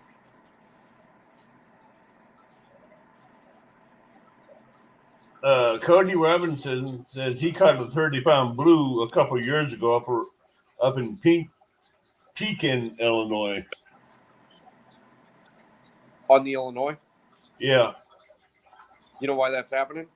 No. Because people are taking them out of. So, Cody, trust me on this. People are taking them out of Powerton and they're throwing them in the ditch behind. Because if you go down, if you go down the Trail of Tears, instead of taking a left, you go to the discharge. I know people have caught 30, 25, and 30-pound blues and put them in that ditch, and that ditch is connected to the Illinois. Now, here's the bad news. They won't stay because the habitat is not what they look for. The proclivity of blues is to go downstream more than it is to go upstream. They'll go upstream if the habitat suits them. But as soon as the habitat doesn't suit them, they start filtering back downstream. We know this because they'll do the same thing at Alton. They'll do the same thing from Keokuk to Quincy, Meyer, Quincy, Hannibal. They'll do the same thing at whatever. They'll start pulling off and start going down. When the water comes up, and it depends on what the season is. I know it's a little bit hard to understand, but I have caught some blues in the Starved Rock pool that I know came from Lake LaSalle because people have transferred them in there. It's hopeful, and I hope it works. But once the dams get, because at one time before the dams, there were blue cats up in the Illinois River. And then once they put the dams in, the commercial fishing, because I talked to guys that know. I talked to DNR guys that actually did the research, blah, blah, blah. People still think they catch blues, in that pool. And I know Cody knows the difference. I mean, I know he's not, especially since it was 30 pounds. But if there was a blue cat population in the Illinois River at all that was survivable, that stayed there since the beginning, people would be catching 40, 50, 60, 70s, and 80s, and no one does. We have Rams Bait and Tackle came in, Catfishing Curtis. Catfishing Curtis, that spot is already taken. And Realville wants to know, how do I fish a log jam without donating half of my tackle box? Without what? Donating half of his tackle box. How you do it is you start out in front of it far enough. And what I really need to do is I need to do some lives during the day in June, so people can get the idea that when I move into a spot, I'm not just throwing for the gusto. Okay, I'm throwing 4, 5, 6 feet short of where I think that wood hits the bottom first. I'll go in after him if I have to, but a lot of times they're aggressive enough to come from underneath that log pile out a little bit. So if you watch my last flathead video, the one I caught I didn't throw any of them hardly. I threw one on the right that was real tight to the wood, and that's why I said snag number 2. But generally speaking, I threw it into the core of the hole where I'd already looked at it, and it was fairly clean. And it sat there long enough. It sat for about 8, 9 minutes before that fish finally came out. But I knew that how the current was moving in there, how that wood was laying, because I looked at it with my fish finder. I knew where the wood was contacting the bottom, and I knew to put it in front of it, but not in it, if you get what I mean. Right. Robo also wants to know, and when that would be a best time to attack a log jam opposed to adjacent opening water areas, and how far do flatheads patrol away from their jams? I've found not too far. You can be too far away from them, even though they know it's there. They know how far away it is by the strength of the signal. So they're just, a lot of times they're unwilling to move. I like to say that 5 foot is about my max I like to start away from a log jam or a single tree or whatever, about 5 feet, because 5 feet allows that aura of either protein scent, amino acid scent, as well as vibration. So because it doesn't go wide, it goes. I might as well get the whiteboard out. We knew this was going to happen, Tim. Well, you're gonna have to keep people occupied for a little bit, because it's gonna take me a little bit, because I don't even No know problem. what the stand is or any of that stuff. But I just Jody, that out. Jody, please do me a favor. You give him at least 6 months before you challenge him to a tournament.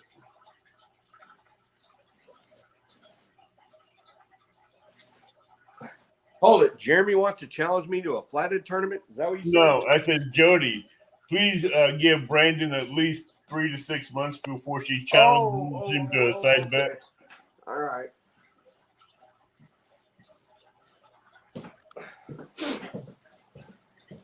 Anything you want to know, Brandon, in this community, everybody here will help you. Just feel free to ask in chat. The host, the guest, the people in chat are here to help you. Hello, Lance. How you doing? Polar Bear, how you doing?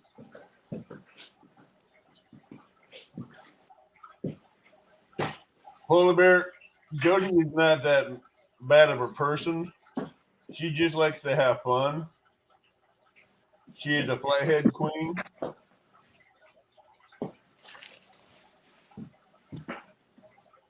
Hello, Big Skip.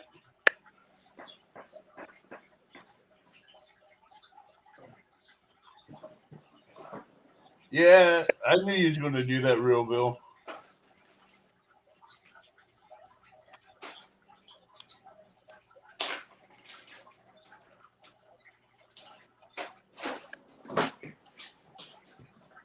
So if you guys do not have Brandon R's channel, he is a new channel that's out in the catfish community. He just got his first video posted up today.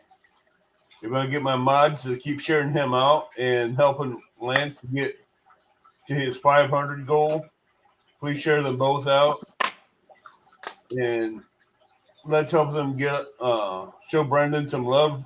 Go over there and let's help him and motivate him to put out more videos.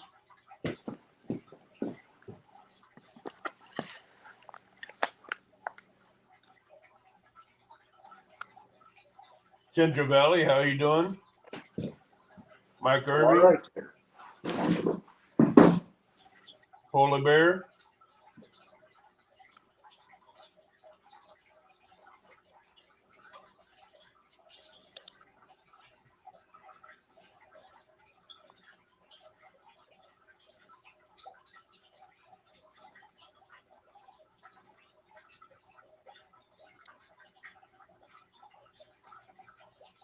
River, now pay attention.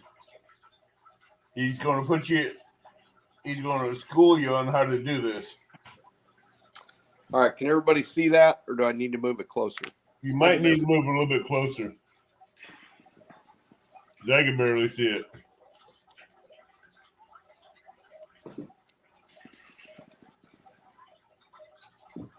That's better. Let me get some light on it.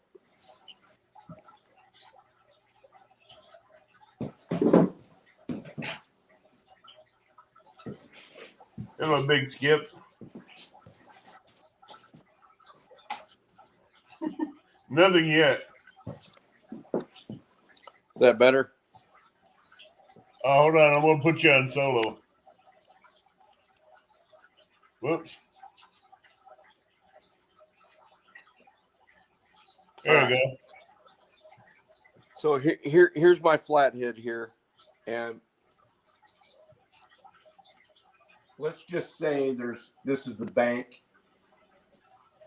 Here you've got the root ball coming out, and maybe you've got a tree contacting the bottom, and I'll break this, and then here's the top, and it's sitting like this, and whatever. So to the side, you're going to be seeing. Here's the surface of the water. You got the bank coming down, blah, blah, blah. You got the tree laying like this. You got the flathead here underneath right here. Okay. I'm going to set my boat within a lob cast of that. Not a big, long cast, but I'm still going to put some separation because I don't want the ass into my boat too close because this fish might be sitting up here. You know, if And let's go sideways. Let's see if we can do that here. Let's go sideways. So if that fish is, see if we got them like that, you got them like this, you got them like this. Okay. So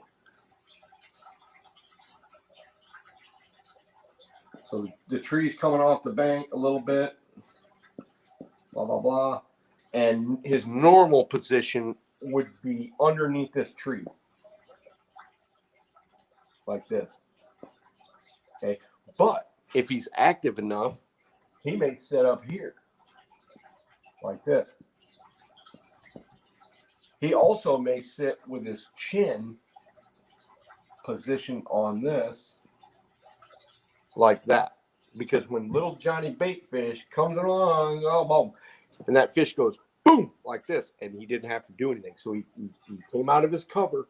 He's sitting up here, and I don't know that before I get there. So I can't go immediately to the cover. And I definitely don't want to throw into this tree right here because he may be sitting up here. So what I'll normally do, hopefully everybody saw that. Let me get a rag here.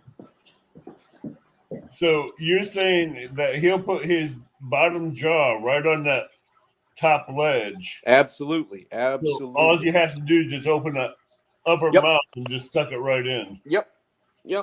Because his barbels are just at the top. So, you know, here's your lip. You got the bottom jaw coming down. You got the tail. You got the fin. You got the whatever. His barbels are just up there. So he already knows when a bait fish is coming. He just hopes that it's not going to go right or left, because a flathead doesn't immediately shift to try. He'll slowly shift if he can, but they don't just like shift like a bass or shift like a pike or do any of that stuff. So he's just hoping that as little Johnny Baitfish here we got him. Whoops. If he's way up here and well, he missed the shot, but he didn't expend any energy. So what he's doing is he's waiting until some come along the bottom, and he'll just go boom, like that.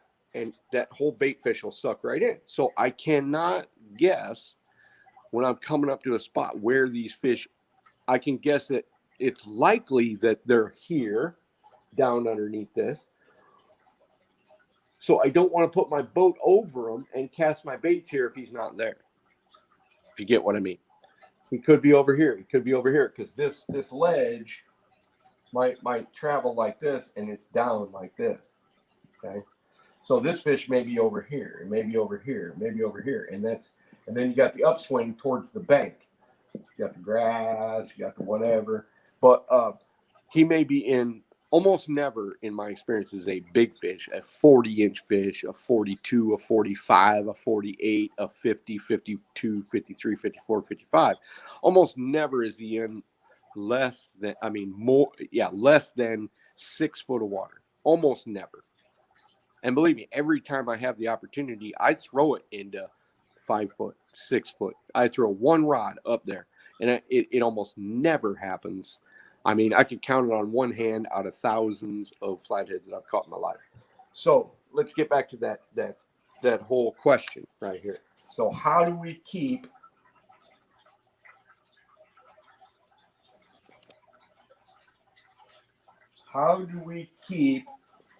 from throwing our whole tackle box into this tree? Right. Now, trust me, I've got some trees that I put so many red hooks on over the course of a summer that it probably looked like a Christmas tree. When I was using the Daiichi Circle Chunk lights, They were red. Because oftentimes I would have to go in after them because they just, a lot of times they weren't out. What's that?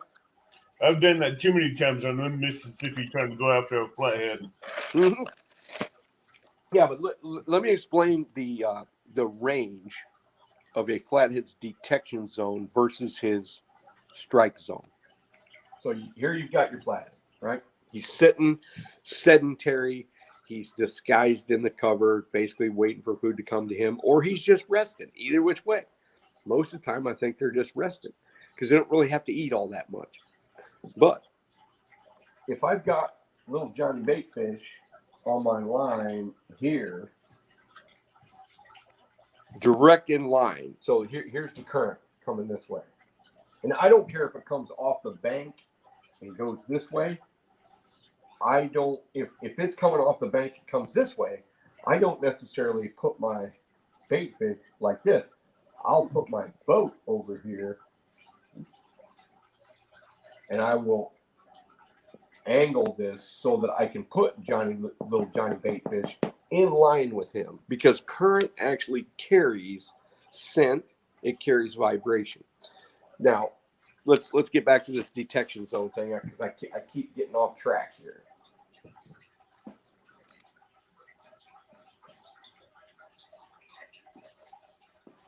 So here's my fish. There's only one there. Let's just say it's June 6th. It's height of the pre-spawn where I'm at. And he's done chased all the other ones except for maybe one little one out here and one little one up here by the root ball.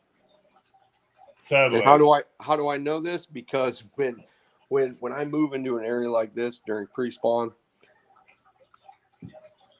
if this is the bank and this is 3 foot and this is 5 foot and then it drops down across this ledge right here to say 9 foot and it basically levels out, I'm going to catch Johnny Little Fish out here and I'm going to catch Johnny Little Fish out here towards the bank.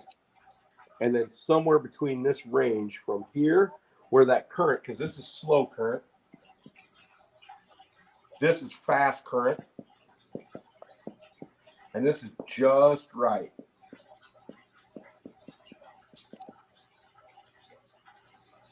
So this is your grandma walking with her walker.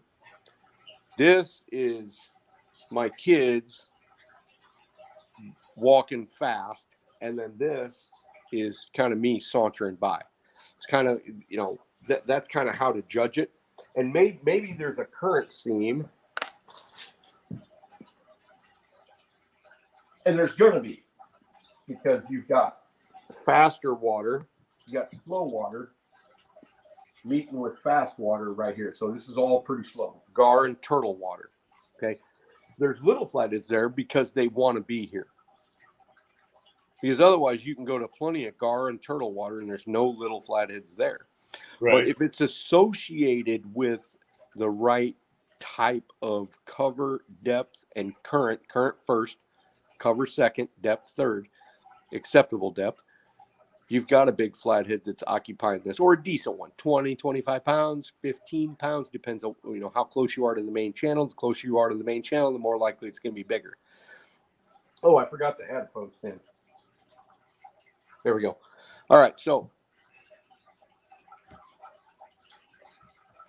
this little current seam that we're looking at, it may be a lot wider than that, but there's a separation between the slow, flat water and then this currenty water that's coming through here, and then the faster water that's like going crazy out here. And it's whipping around this thing, whipping around it. But this is the porridge. This is where they like to be. This is the spot. And I think I talked about this at CatCon, where Sean and I are constantly, because Sean fishes flatheads and he fishes flatheads in a whole different situation in the Mississippi. So I've been saying, hey Sean, where's the big fish? And at first he wasn't sure. He's like, I don't know. And then after a while of catching big fish, now he can get it spot on. He's like, it's right there. Before we even start to fish it, I'm like, where's the biggest fish on this piece of cover? Like right there. That's the money shot. So I mean, it's teachable, it's learnable, it's watchable, it's all that. Okay, so let me get back to the detection zone versus the strike zone.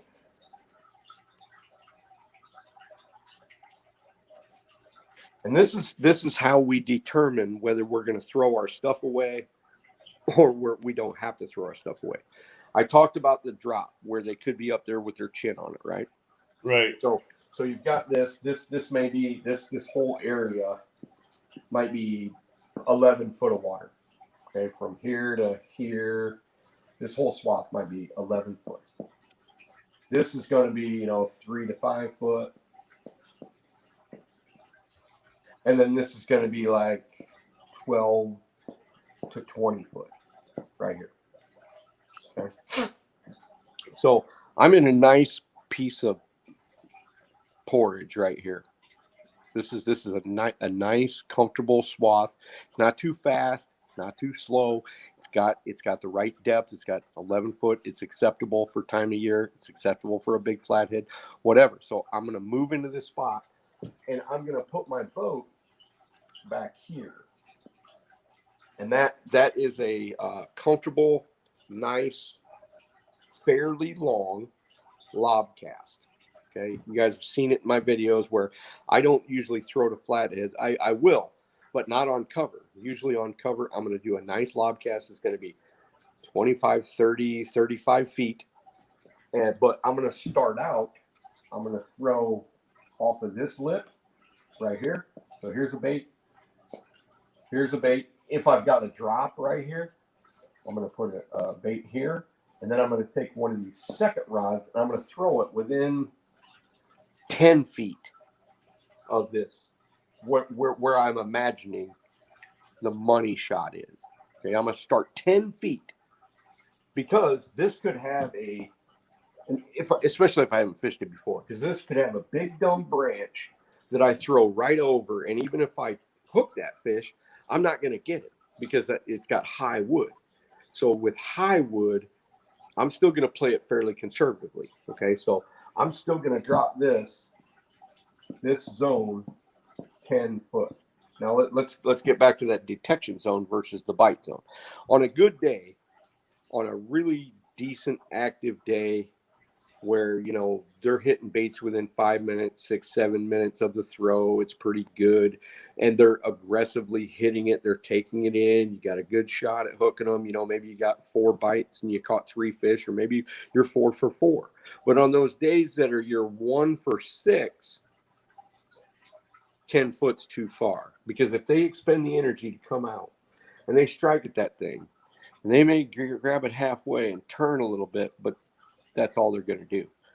So I'm going to test the waters first. I'm going to say, okay, 10 foot. If I don't get any takers, say nothing happens, nothing. I'm going to reel this rod in, and I'm going to jump it forward a little bit. Now let's get to the detection. Let me draw it down here if we can. So what happens if my bait is over here and he's not here? And it's out here and he's not here. Does he know it's there? Not necessarily. Because erase this.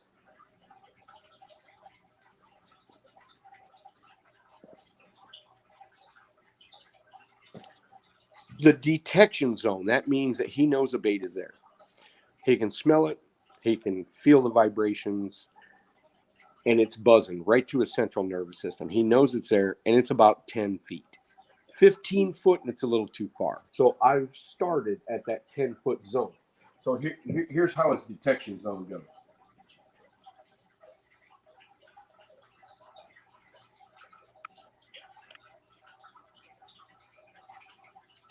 That's a 10 foot. No, this is 10 foot. From here, it's 10 foot. This is the length of the fish, 3 to 5 foot.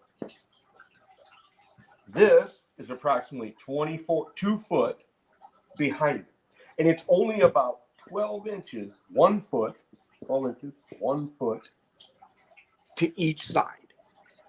Because what happens is current carries most of that stuff. I do believe in a lake situation, it's more, and this is what I think it looks like in a lake. So you got your fish, you got your whatever, he's going like this. You got your fish in a lake. I think it's 10 feet out, but I think it's more like 4 or 5 feet to the side and a little bit farther back. If you get what I mean. Instead of 12 inches, I think it's like from center. I think this whole diameter here is 5 foot. So it's more like 2.5 feet out to the side. Because and actually I kind of drew this wrong. I don't think it extends out that far, 10 feet. I think it's more like almost round. Like that. Because there's not current bringing it. It's just his presence of how far his senses can reach, if you get what I mean. But in current, it extends out because current is bringing that stuff, and he's willing to go out that far. Now, this fish in the lake has to move more. He has to move, or say a slow river situation. And I do believe that's one of the things why people will catch so many flatheads on the Tennessee and not really have to target specific cover or structure. I think, that those flatheads are having to move more because they're having to move their detection zone more, like a big giant mop, if you get what I mean. Right. So, but here's the thing, that's on the active days. This is detection zone. Okay, they know it's there. This whole thing, they know it's there. They know it's there here too. But if they're really active, they're willing to go to that 10-foot mark. Okay, they're all bulled up. They're they got their fins forward. They got their head up. Their backs all whatever, and they're aggressive.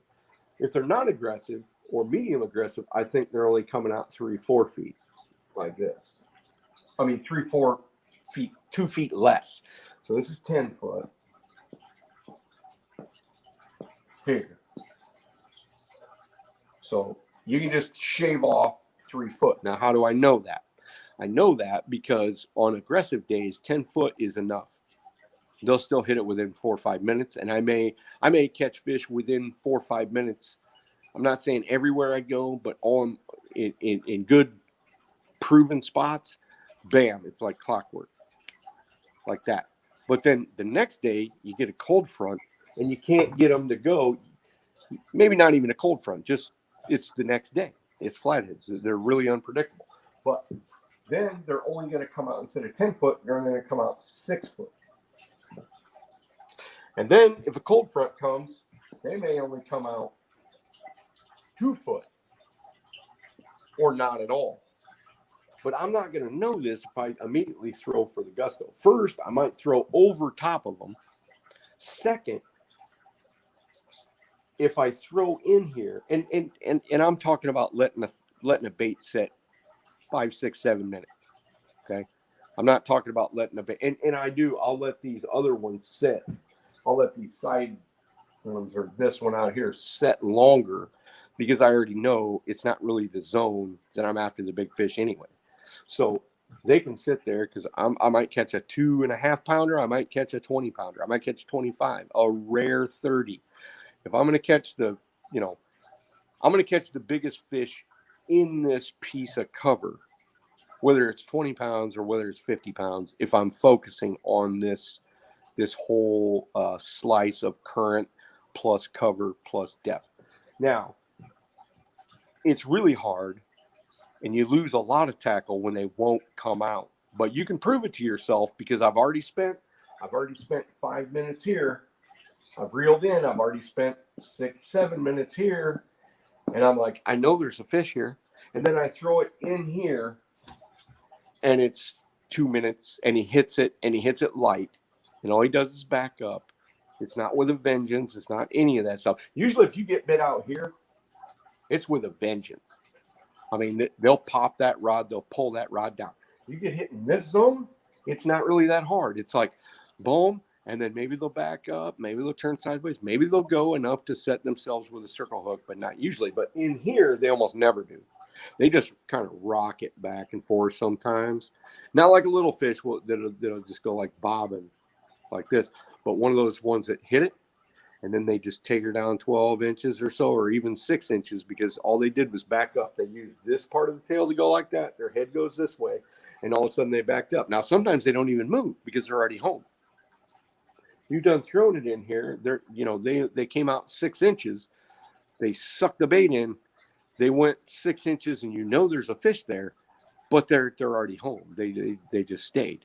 Now the problem with throwing in there is your likelihood throwing in this little zone, this little 2 foot zone, is you're going to land on top of the tree. You're going to land on top of a branch. And you think it hit bottom, but your hook is up 3 feet up into that tree, but your sinker fell to the bottom, and you're like, oh, okay, I'm there. But there's been a lot of times when I spent time and said, oh man, I wasn't even in the right spot. My bait was up and my sinker was down, and I really messed that up. All right. Done with a whiteboard for now. I got one more question that's going to probably take your whiteboard. Okay. Catfishing Curtis wants to know, how does it work with bridge pillars and the foundations and rock structure? Okay. Yeah, it's going to take the whiteboard. I was going to say, don't put it up just yet. No. Hello, Catfishing with Kaz, Tinkerbell. And, bridge pillars and all that are really interesting. And for one, they're fairly simple as far as being able to describe and then being able to interpret. I was going to ask the same question, but I was also going to add the foundation to it too. Yeah. So there's probably 5 different styles of bridge pillars, but let's talk about the most common one. The most common one, and they all have footings. Every single one of them does. They almost never just go, here's your top of the water. Okay, so a lot of people think they just go down in the water like this, and then here's your bottom, right? Right. They don't. Almost every one of them's got at least a short footing that comes out like this. Okay. Some of them have multi-tiered footings.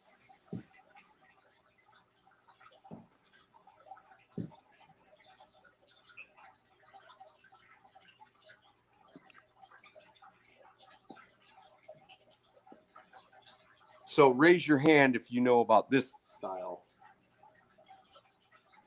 That would be what they have on Ren Lake or the Mississippi, wouldn't it? They do have a lot of those on the Mississippi. Some of them are just just the one shoulder and down, but some of them are like this. Some of them, these come up higher and there's only about a 2-foot drop. And how you know is you get right alongside this thing, say the current's going this way, you're right alongside, throw it onto the concrete and it drops about 6 foot, and you know you're in 35 foot of water.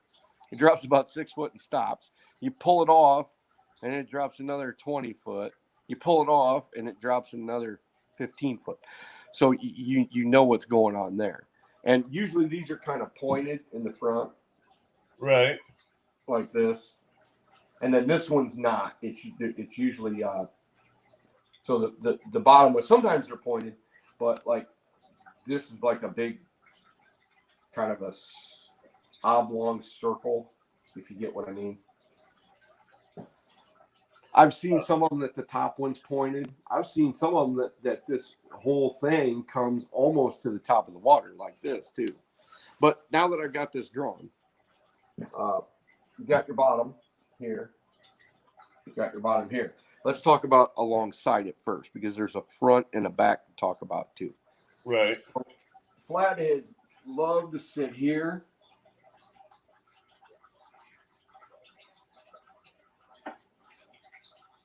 Depending on how the current goes. Okay, if the current's kind of smashing into this side real hard, it still has decent current over here, they'll sit up on top. I've caught them on top. I've caught them up here too. I've caught them up here. But most of the time, if I catch a big one, it's going to be down here.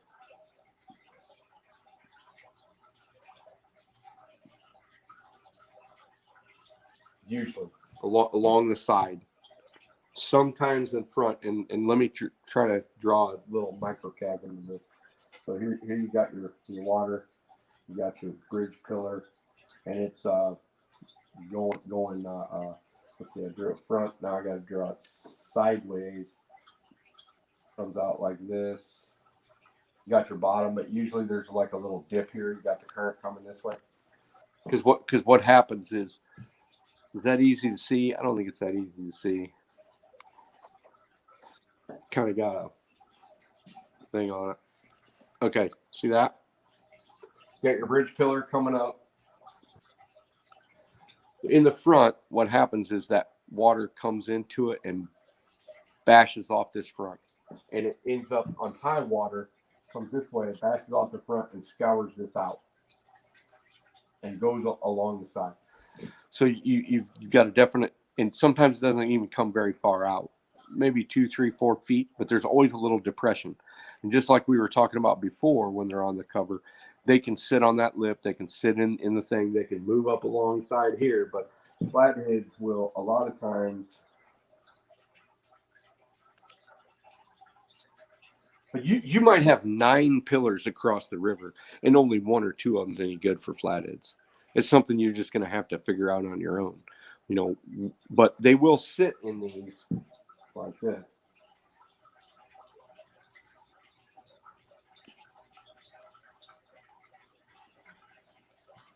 They'll sit there like that. They'll even be, if the current's lower, they'll even sit up here.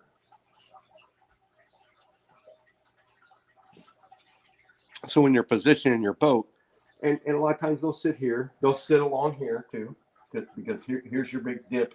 They'll sit along the side. They'll sit along here. And then you've got a back scour hole that looks very similar, only it trails out a lot more. So let me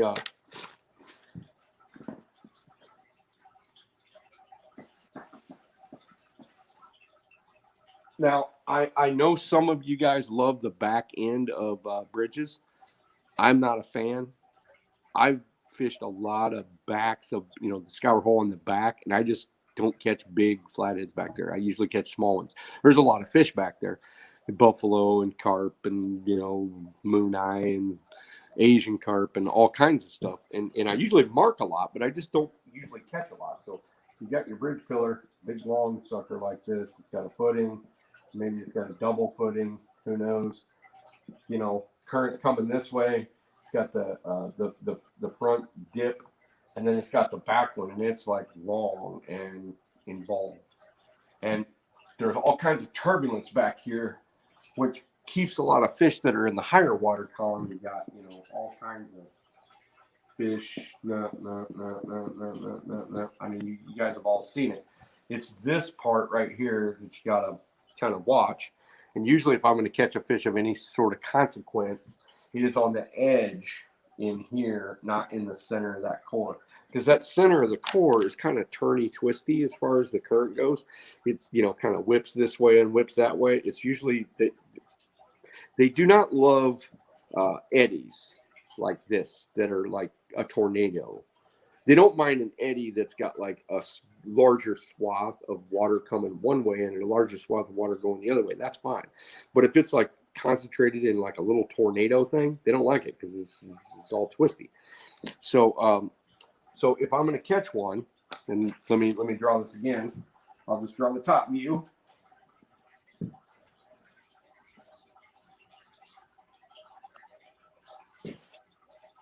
So you've got, just looking at it from the top, a lot of them look like this. And you got your footing. Okay, you got your current coming in this way. And then around this, and I should draw this with another color so you can tell.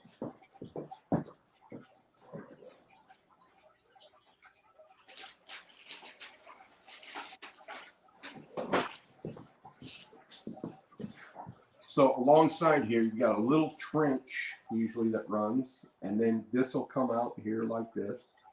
Got a little trench, and then this extends farther out here. With the deepest usually being in this zone,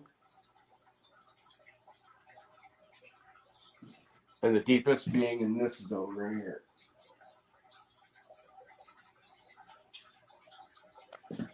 All right, so normally why this is deep is because it's got so much tumultuous current whipping around in a circle on this back.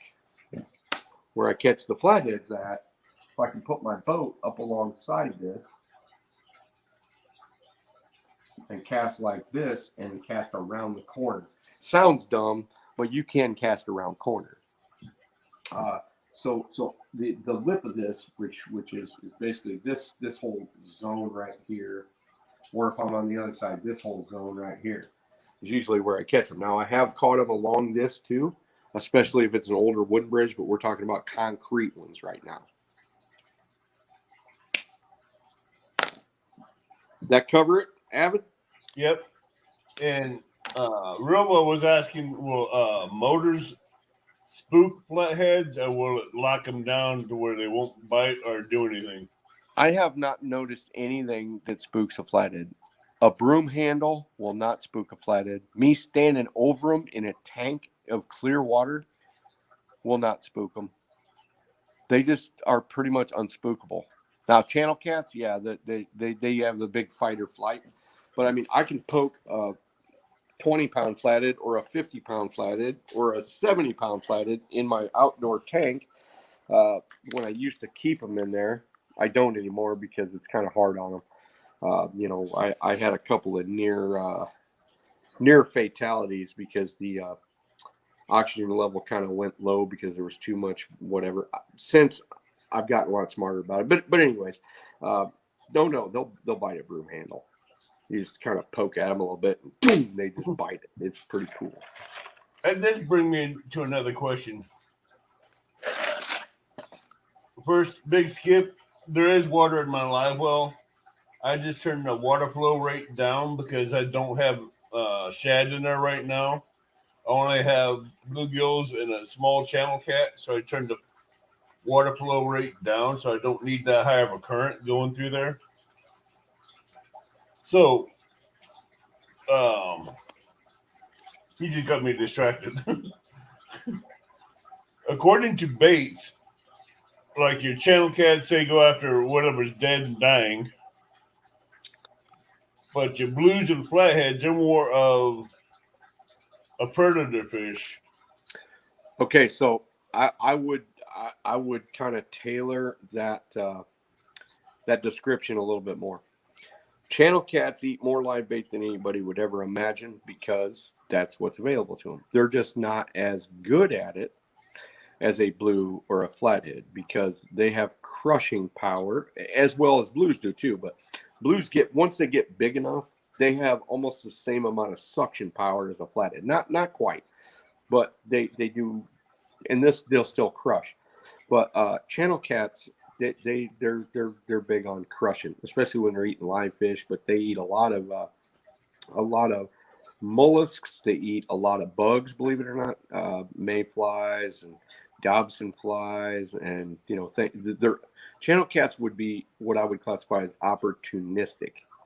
As far as you can catch them on stink bait. Yeah, you can catch them on a jelly bean. Yeah, you can catch them on a marshmallow. You can catch them on a piece of your ham sandwich. But they will.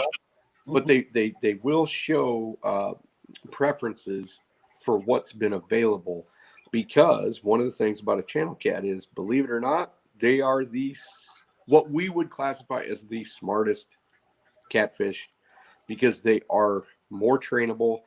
They discern things a little bit more, and their short-term memory is actually longer than blues or flatheads, because they deal with shallow water and they deal with so many wide varieties of situations.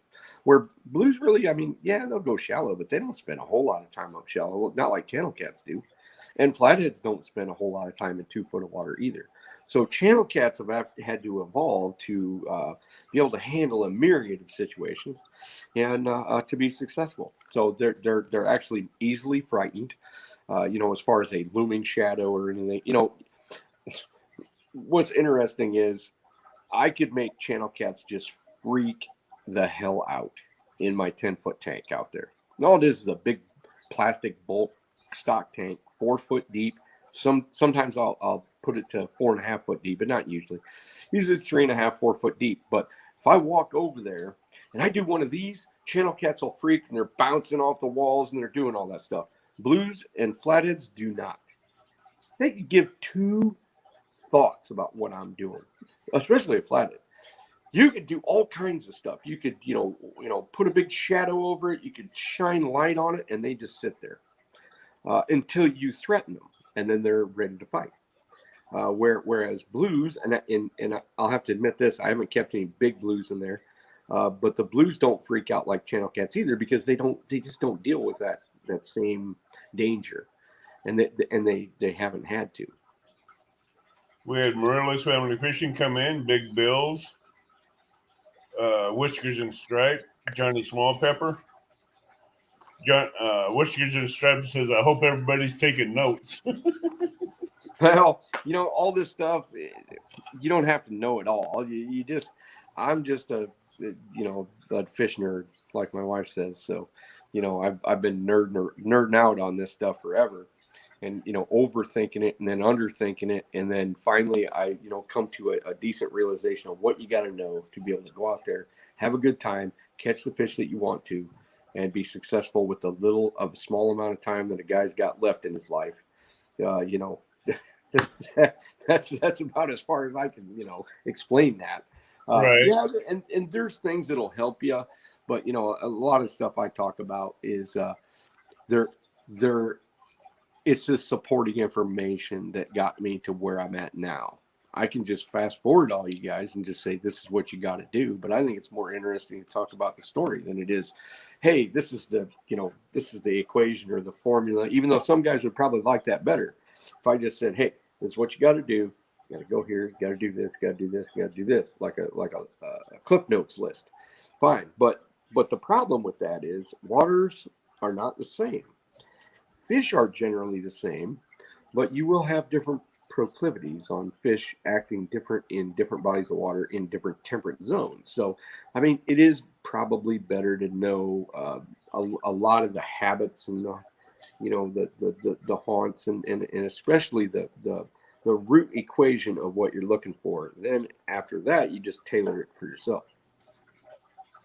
We have Mike's Fishing Home that just came in. He just got in from fishing. What up, Mike? So, as far as the dynamics of a flathead, how would that compare to the dynamics of a blue? Okay, so let's just talk about the behavior of flatheads and blues. Although flatheads will suspend a small amount of time, and they do. They'll get up off the bottom and swim around. There's no doubt about it. But I would say that the odds, if you compared the two, a blue is going to suspend probably 70 or 80% of its resting period, where a flathead on a resting period is going to sit on the bottom. Flatheads usually get up and move about 6 inches to a foot off the bottom, and they'll get up and move in short, whatever. But that's usually when they're moving or actually actively trying to feed. And there are situations where they do. and I know I spoke about it earlier that they're mostly an ambush predator. But if they have to, they will get up and they'll nose into wing dikes. They'll nose into brush. They'll go to the bank. They will do that if they have to. They don't love it. That's not their job. But look, if they're not getting paid by doing what they're doing, they got to do something. So anyway, but that's kind of more of a rarity. So let's talk about the blue cats versus the flathead thing. A blue, they fight, but they fight less for real estate. They don't fight for control of that. They fight because they get pressured. Okay, so and I talked with a guy that actually has a doctorate, and geez, it's been probably 20 years ago, but they had some in a riverine tank situation that once the population of their tank, they put a few too many in, and they all of a sudden they start getting pressure to where one fish is crowding the other one, kind of bullying it, blah blah blah, and then they just sort of reactionary bite. Where flatheads will literally get up out of their space to go 5 feet away to go attack something. Blues don't necessarily do that. Channel cats do not fight amongst themselves very much, except for right at the male hormonal phase where they're trying to look all big and badass. And so a 15-pound channel cat will transfer his body weight from the back half to the front half through a hormonal phase, which we call the blue phase. And so it's kind of similar to what deer do during the rut. They, transfer some of their body weight from the back, and it hormonally goes into the neck. They get bigger necks and bigger racks and stuff like that. But let's get back to flatheads and blues. Flatheads are more stealthy. They're way less about pushing their weight around. Blues will push their weight around, and some of that is a theory of mine, okay? Because I can't prove it. I can't talk to them, but it's pretty obvious when I fished blues long enough to understand that, if you get on to a situation where you're going to catch big ones, there's usually not a bunch of small ones around. Or if there was small ones around, all of a sudden the small ones stop and here comes the bruisers, if you get what I mean. So, right. So they get pressured by spatial relationships somehow. Now, I do know one thing. I do know that blues and channel cats will use their pectoral spines as weapons. Flatheads don't seem to do it, but I've seen it with my own eyes, where a channel cat will come up and what fisheries guys call flashing. Yeah. So flashing, and it's not really what they're doing. Flashing is actually when they have a bacterial skin infection or an itch, and they like do that real quick movement and they actually scratch on the rocks. That's called flashing. But a channel cat does a reminiscent of that when he's angry. And I've seen blues do it in tanks too. So you'll have a channel cat that's pretty used to being king of his castle, and then you introduce another one. And I've actually had channel cats that come up beside him and extend that pectoral spine and scratch the living piss out of the other one, and then they'll both start doing it. Now it's not like you could just go get a channel cat and put another channel cat and see that kind of behavior. It's kind of rare, but I've seen it probably 20, 25 times in 15 years. But it was pretty cool to see them using that pectoral spine as a weapon, and there's no doubt that they were doing it, because it didn't happen once. It happened like 20 times in a row. And I mean, that channel cat was pissed there was another channel cat in there. That blue cat was pissed there was another blue cat in there. So it was pretty cool. But flatheads, I don't see, but flatheads do target the pectoral spines. They will actually latch onto them and shake and push. They'll also target the belly section Right. from the or the head section but they seem to like focus on it and turn to get position. They'll like T-bone another fish. And I've, in 6-foot long tanks, I've seen them on one corner suck onto the gut of another one and literally as fast as they can smash them against the tank 6 feet away and just repeatedly do it. Pretty crazy stuff. Pretty cool though. Hello, Kelly Bullock and Johnny Small Pepper. Now, as far as you were saying, channel catch flash is a defense mechanism or a killing No, mechanism? I think it was offense actually. I think it was offense because they're pressured. Channel cats are more about the flight part of the fight, but if cornered, if they feel pressured, I think they're going to use their fins.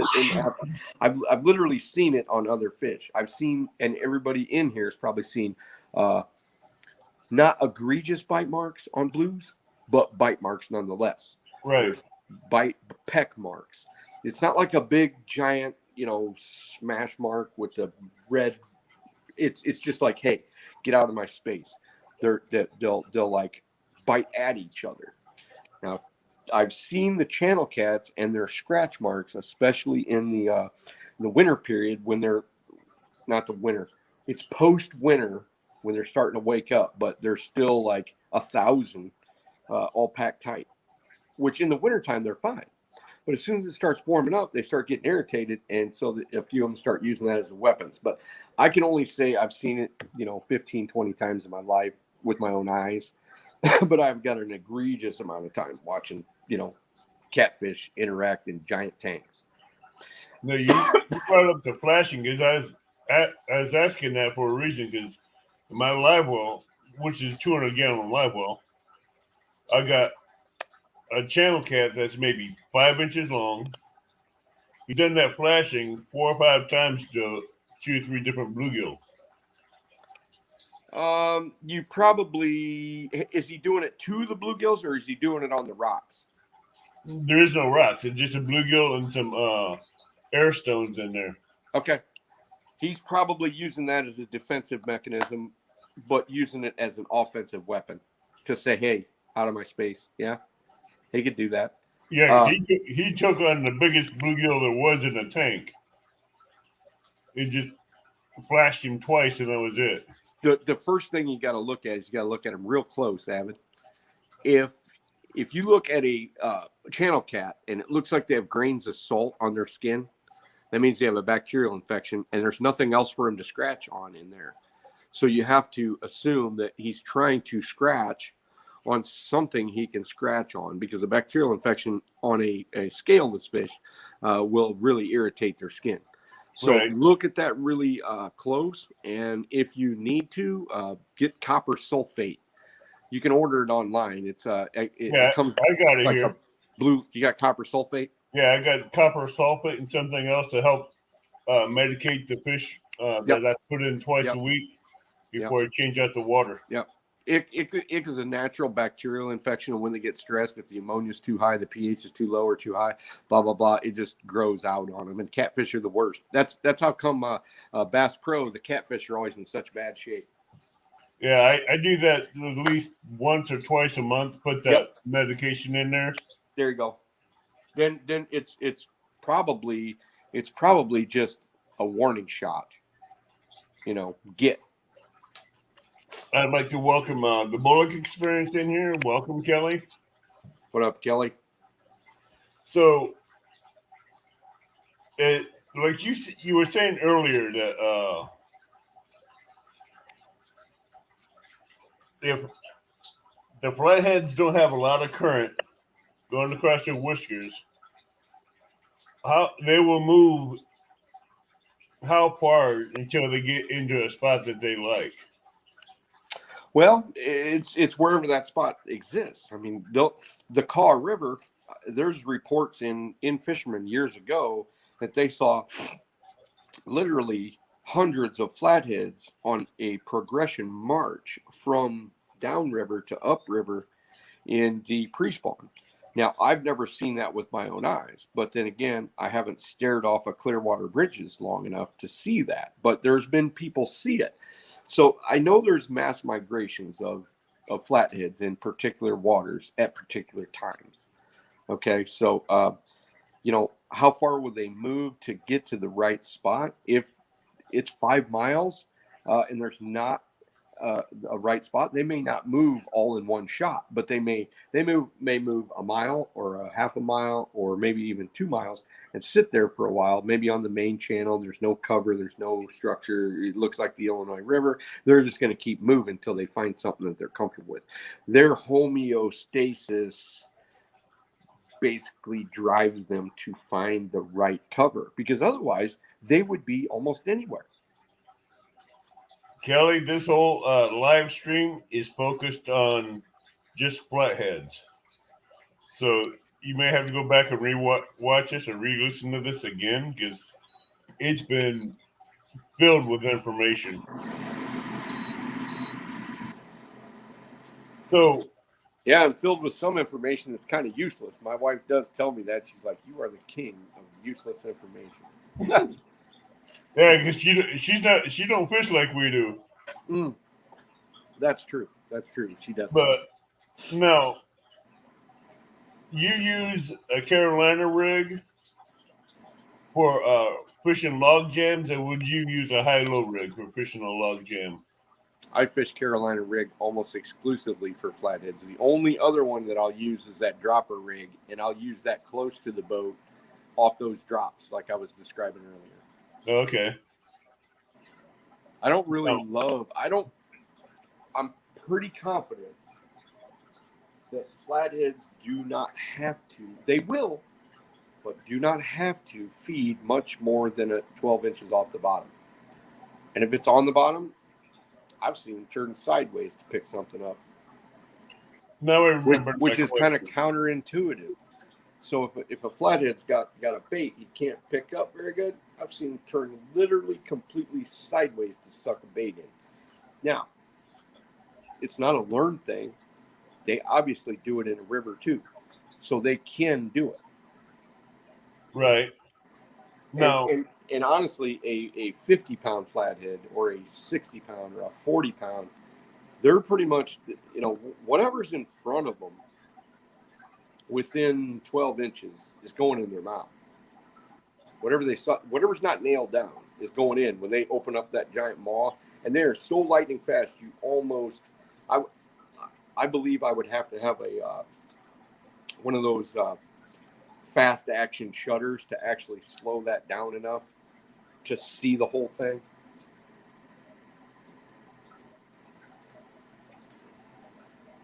Fishing in Freedom says, I just sent Tim a pic of a blue I caught on the Mississippi. Is that wound on its head from another fish? Is it in the center of its head?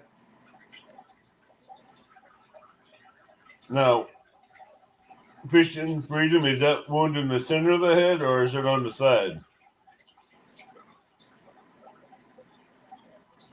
He can't really look at his phone right now because he's on live stream. Yes, it's on the center of his head. Aneric sepsemia, hole in the head. It's usually 90% of the reason for that with blues. Now, bottom bouncing and back bouncing, would that be successful for flatheads or would that be just for blues?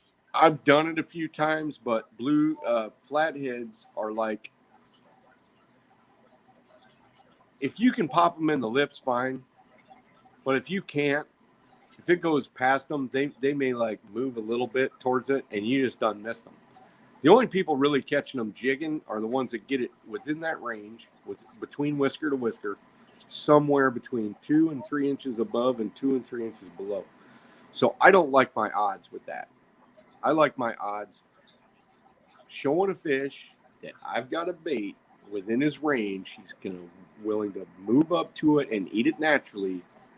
I do not like trying to jig for him. I don't like trying to bump for him. I don't like trying to do any of that stuff. And maybe that's a little bit of the way I like to do it, because it's paid off for me in the past so well, as opposed to all the other crazy stuff that I tried. I mean, shoot, there's 20 flatheads laying around on that railroad bridge almost every time we go. And there's guys drifting and dragging and bumping and jigging and everything else, and we're catching the fish. So, what do you choose? Yeah, Fishing Freedom says yes. Top center is where the Top hole center. is. Yep, top center, right, basically in the middle. That's aneric sepsemia because it's closely related to the nervous system. That's where it shows up at, and it's usually what did they tell me? They told me it was is mostly due to there's about several things, but anyway, if you look up hole in the head on the internet, it will tell you what the whole description is and what causes it. You can do some research on that. Now, Sunfish for Fish has a question for you. Have you ever been noodling? Yep. Yeah, when I was younger, I did all kinds of things. I've jugged, I've trout lined, I've noodled, I've bank poled. Shoot, I even had some yo-yos at one time. I mean, I was ate up with it, bad. So yeah, I mean, after I noodled, I was like, you know what? I kind of learned better. You could tell they were in situations that they weren't out hunting, they weren't out doing whatever, and I was kind of invading their space. And matter of fact, there was a couple times when you could reach in, you could literally feel the fry, the small flatheads, the little tiny ones, like clouding on you. Right. And I was like, nah, I'm not going to do this. I can catch them other ways. And honestly, I like catching them on rod and reel way better. We have Real Gals and Mississippi Queen that just came in. Awesome. Now, I was thinking about the bridge pylons and stuff like that. Now, what railroad bridges, when the train's going over it, would the vibrations and rattling of the pylons affect the flatheads? Not usually, because it's a whole different wavelength. Uh, we we know that low frequency, because bait fish send low frequency. High frequency would be if they were almost like made of metal or made of rock or made of whatever. So and that's the reason they can tell. A flathead is not going to bite a lure that much. Yeah, you buzz it across his face, fine, but he's not going to actively go chase it. You could have a lure in front of a flathead for a long time, I believe, and he's like, there's nothing there for me because it doesn't have the right frequency, it doesn't have the right smell, and it doesn't have the right whatever else that they're really good. It doesn't have electrical impulses. So, I mean, there's been guys try to. Matter of fact, North American Fishermen tried to get me to write about that. They tried to get me to write about crankbaits on riprap and all this stuff. I said, really, guys? I said, you want me to write about something that like maybe happens once or twice in just the right scenario?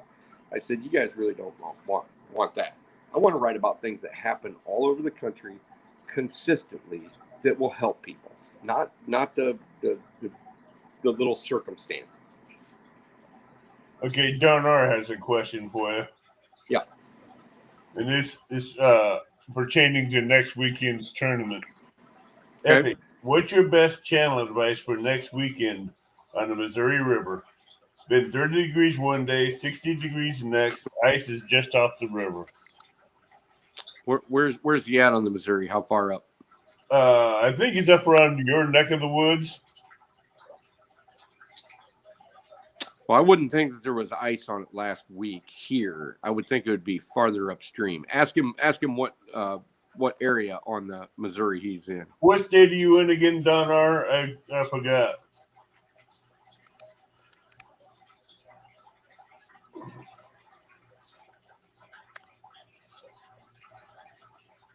I forgot what state he was in. Me too.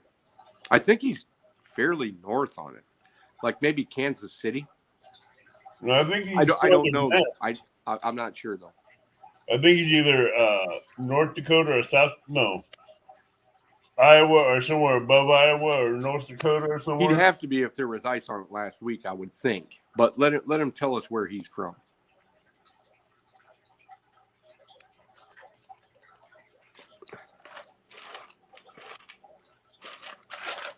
Because If I think he's in the wrong zone, I will give him the complete wrong answer.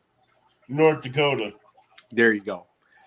He's pretty far of the Illinois meridian line, if that's what anybody wants to know. So he's way up there. So that is still winter mode. So up there in winter mode, he's going to want to find deep holes that have current, but less current than the main river. Especially if he's got wing dikes. He wants to visit 2, 3, 4, 5, 6 in an outing. He wants to be able to mark fish.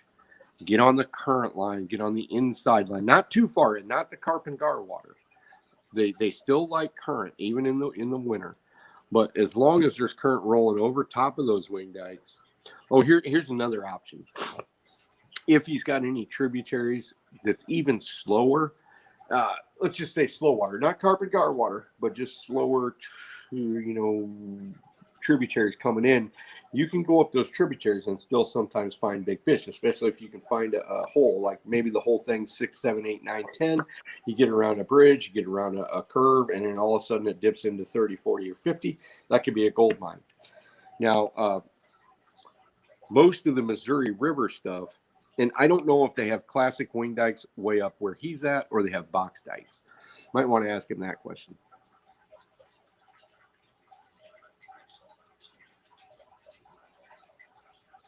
I'm waiting for him to reply. But I just get on good questions and someone comes up with a channel cat question. Then I lose. Mike says he caught 2 channel cats, 1 on the worm, 1 on cut bait, 1 snatched out a 3-pound drum with my hands as it swam by. Mike's fishing home? Uh-huh. Mike's fishing home? Yeah. Okay. It's interesting. Well, he fishes the lake, but next Friday he's going to be down here fishing the river. Oh, really? Down with you? Yep. Nice. Nice. Well, I mean, they're going to take him to if the Kaskaskia is down, I might take him there. If not, I'm going to take him up to Alton. I don't know yet. But I'm thinking about just taking him up to Alton. Do you have much luck at Alton off the shore this time of year, Avid? If the weather is warmer, yes. The water temperature is up, yes, but I'd more stick with the Kaskaskia if the water is right. Well, the Kaskaskia's got a long, slow flow to that lower end of it. Past that, I mean, it's still decent current, but it's pretty slow compared to the Mississippi.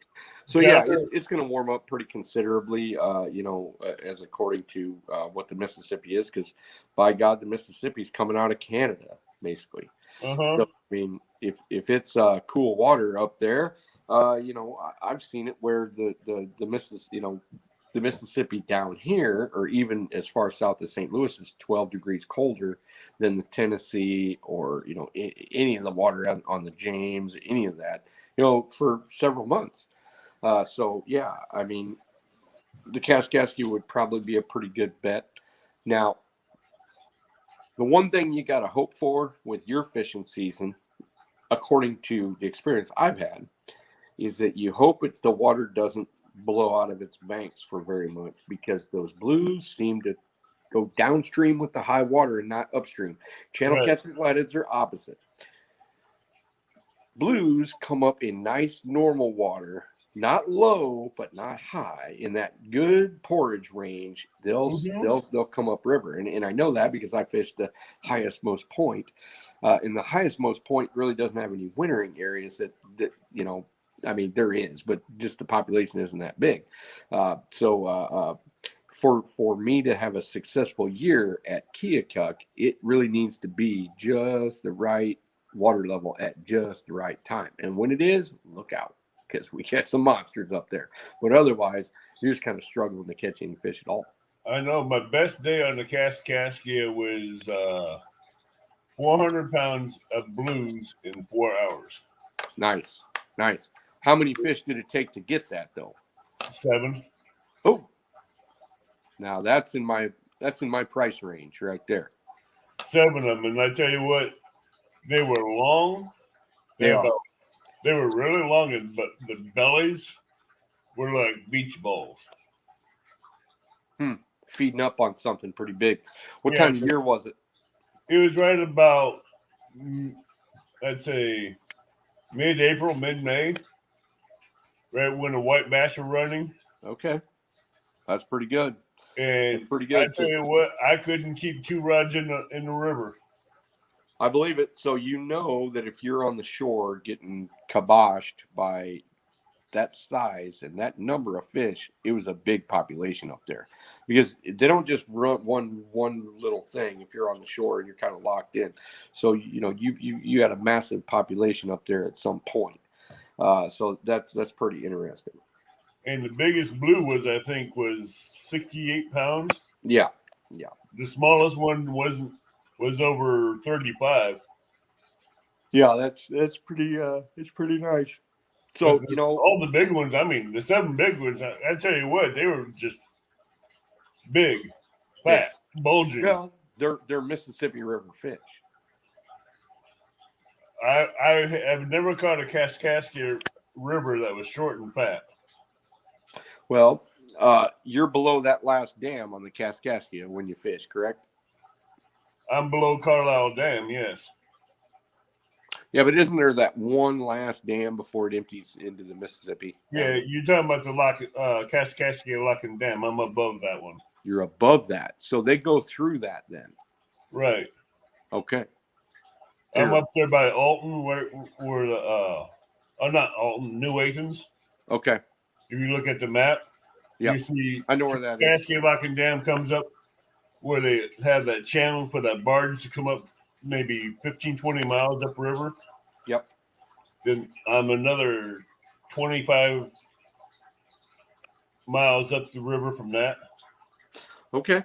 That's a pretty good day up there, because that's like kind of nondescript. It's not like a funnel area. It's more like they were moving and they were feeding. So you could be completely correct that you were in the right place at the right time instead of having a massive amount of fish there, because I was getting the picture it was below, and you may have had some sort of mass migration that came off the Mississippi, kind of stacked up below there, and they're kind of moving around searching. But if your smallest fish was 35 pounds, that's not the same story as what I'm talking about, because if you have a mass migration, you're landlocked into one spot, and you're catching, you'd be more apt to catch all sizes if they're moving around like that than just 35 plus. Yeah, because the biggest one, you know how wide the Ford Ranger tailgate is, right? Yep. He was just shy maybe of 2.5 inches of being the full length of that tailgate. Yeah, so it's 46 inches. And he did not want to come out of the current. I'll bet not. That was a fight and a half with him. Oh yeah, I loved it. Yeah, I'll bet. I'd like that about now.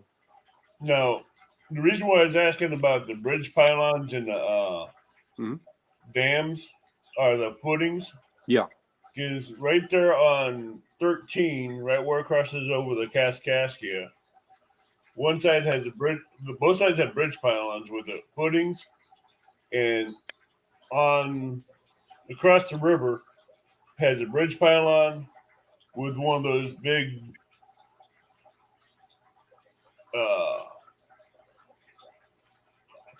steel and concrete tubes like you find on the Mississippi that the barges hook up to. Oh, the big obelisks? Yeah. Yeah, I mean, those are flathead magnets almost anywhere on the Mississippi or the Kaskaskia. They break current. They've got footings. They've got garbage and, wood and all that stuff. I mean, if anytime I'm on the Mississippi, if I didn't even know what, I could go to one of those obelisks and pretty much target a flathead. Now, I couldn't tell you whether they're going to be 5 pounds or 50 pounds on those obelisks, but at least I'm going to be in flathead zone.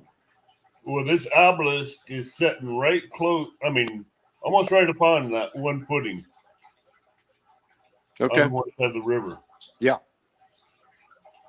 So Yeah. how would you be able to actively fish that one? What I would do is I would throw live baits on the very front of it. I'd get the right angle, and from shore, let's just say, and most of them don't have a. Does this have a lot of space between the shore side of the obelisk and the shore, or is it like real close to shore? It's right on the bank. Okay, so just fish the front side to the outside. So get your angle, come up a little bit. Okay, so here it is. Here's your obelisk on shore. Here's shore. Here's the current. I fish the front side like this, and then outside. So I'll position myself on the shore like this and throw to it, and I'll throw. I have way less success on the back. I've tried the back. Yeah, that just no. backs are terrible unless it's the water had just come up because it'll move them from the front to the back before they leave.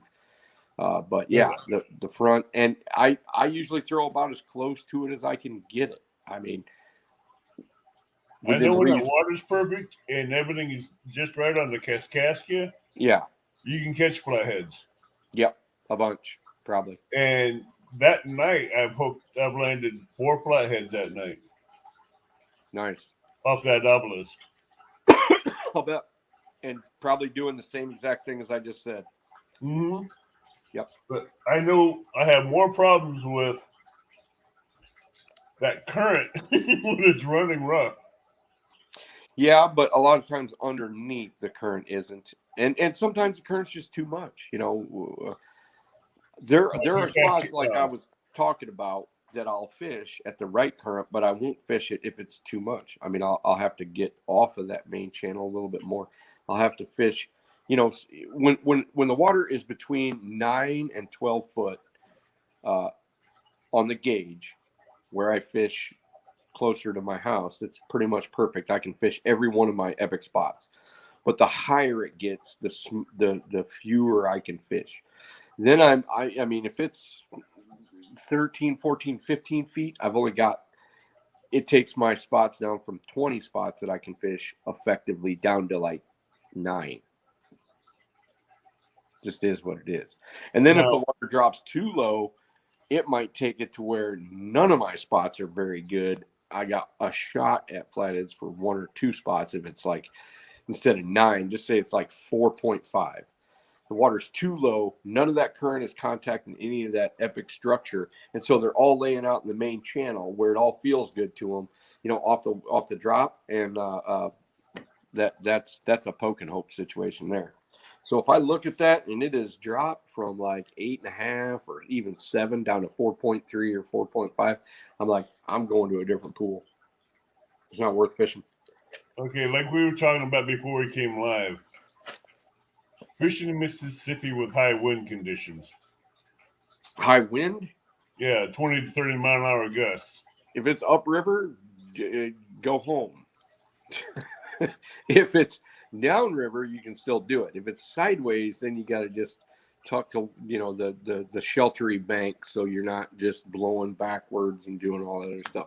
Except for the fact, if you're in a boat, usually the Mississippi, if you're in a riverine stretch or more of a current oriented instead of the big lake pools, it can blow a lot and it doesn't really move you that much. But if you're from the shore and you're trying to throw up wind, yeah, that's pretty rough.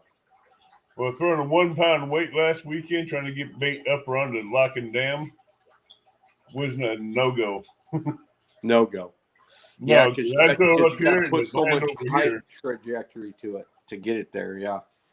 I was thrown into the wind and it's coming back about 2 or 3 o'clock and landing in the water. So were you on the Missouri side or the Illinois side? Missouri. Okay. Were you tucked up tight or back a ways? I tried up against the dam and there's nothing there, so I was working my way downriver to find them. Gotcha. So. Yeah, and so yeah, there's oftentimes nothing there. The best time to do that is where you're fishing up near those, up near the dam where you got the big round cylinders up there. Right. The best time is going to be June for flatheads. because I've been trying to find a flathead, blue, channel cat, whatever, but yeah, but up there you're not going to see a whole lot of blues up in that corner. In my belief, maybe people have caught them, but I would not specifically look at it. I would be surprised. I may fish it for blues, and if I caught big blues, I would be very surprised in that corner. I would not be surprised to catch big flatheads in there though, or numbers, right. because the current, I throw live bait in there, cut bait in there. yeah, the current is just right for holding flatheads when they're doing their upstream migration.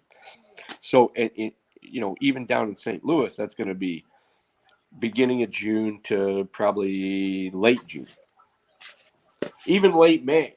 Real guys wants to It's know, possible May 15th could pay off for you right there. right? Real guys wants to know, what's the furthest south you fished the Mississippi River? Say that again, Avid. What's the farthest south that you fished the Mississippi? St. Louis. Real I guys, really haven't fished the Mississippi much south of that. Real guys is wanting to know that. Yeah, I really haven't had to, because I started fishing the Mississippi way up here.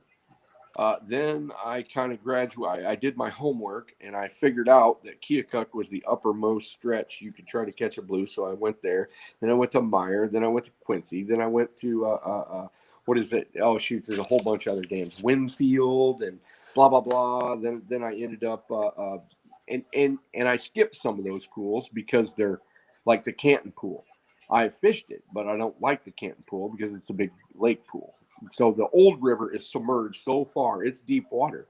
But the Canton pool is really difficult to specifically target fish in a short amount of time. So I just basically took a look at the map and said, where it's real wide, I'm going to leave it alone. And once it gets narrower, that's where I'm going to go. Not because it's easier to find fish. It's just that there's more current and I don't have to deal with the wind. JTC wants to know, hey, Epic, so if you're catching 5 small flatheads in the same spot, would you move to find another spot or find a way? No, wait a minute. If you catch 5 small flatheads in the same spot, would you move to find a way bigger flatheads or stay in the same spot?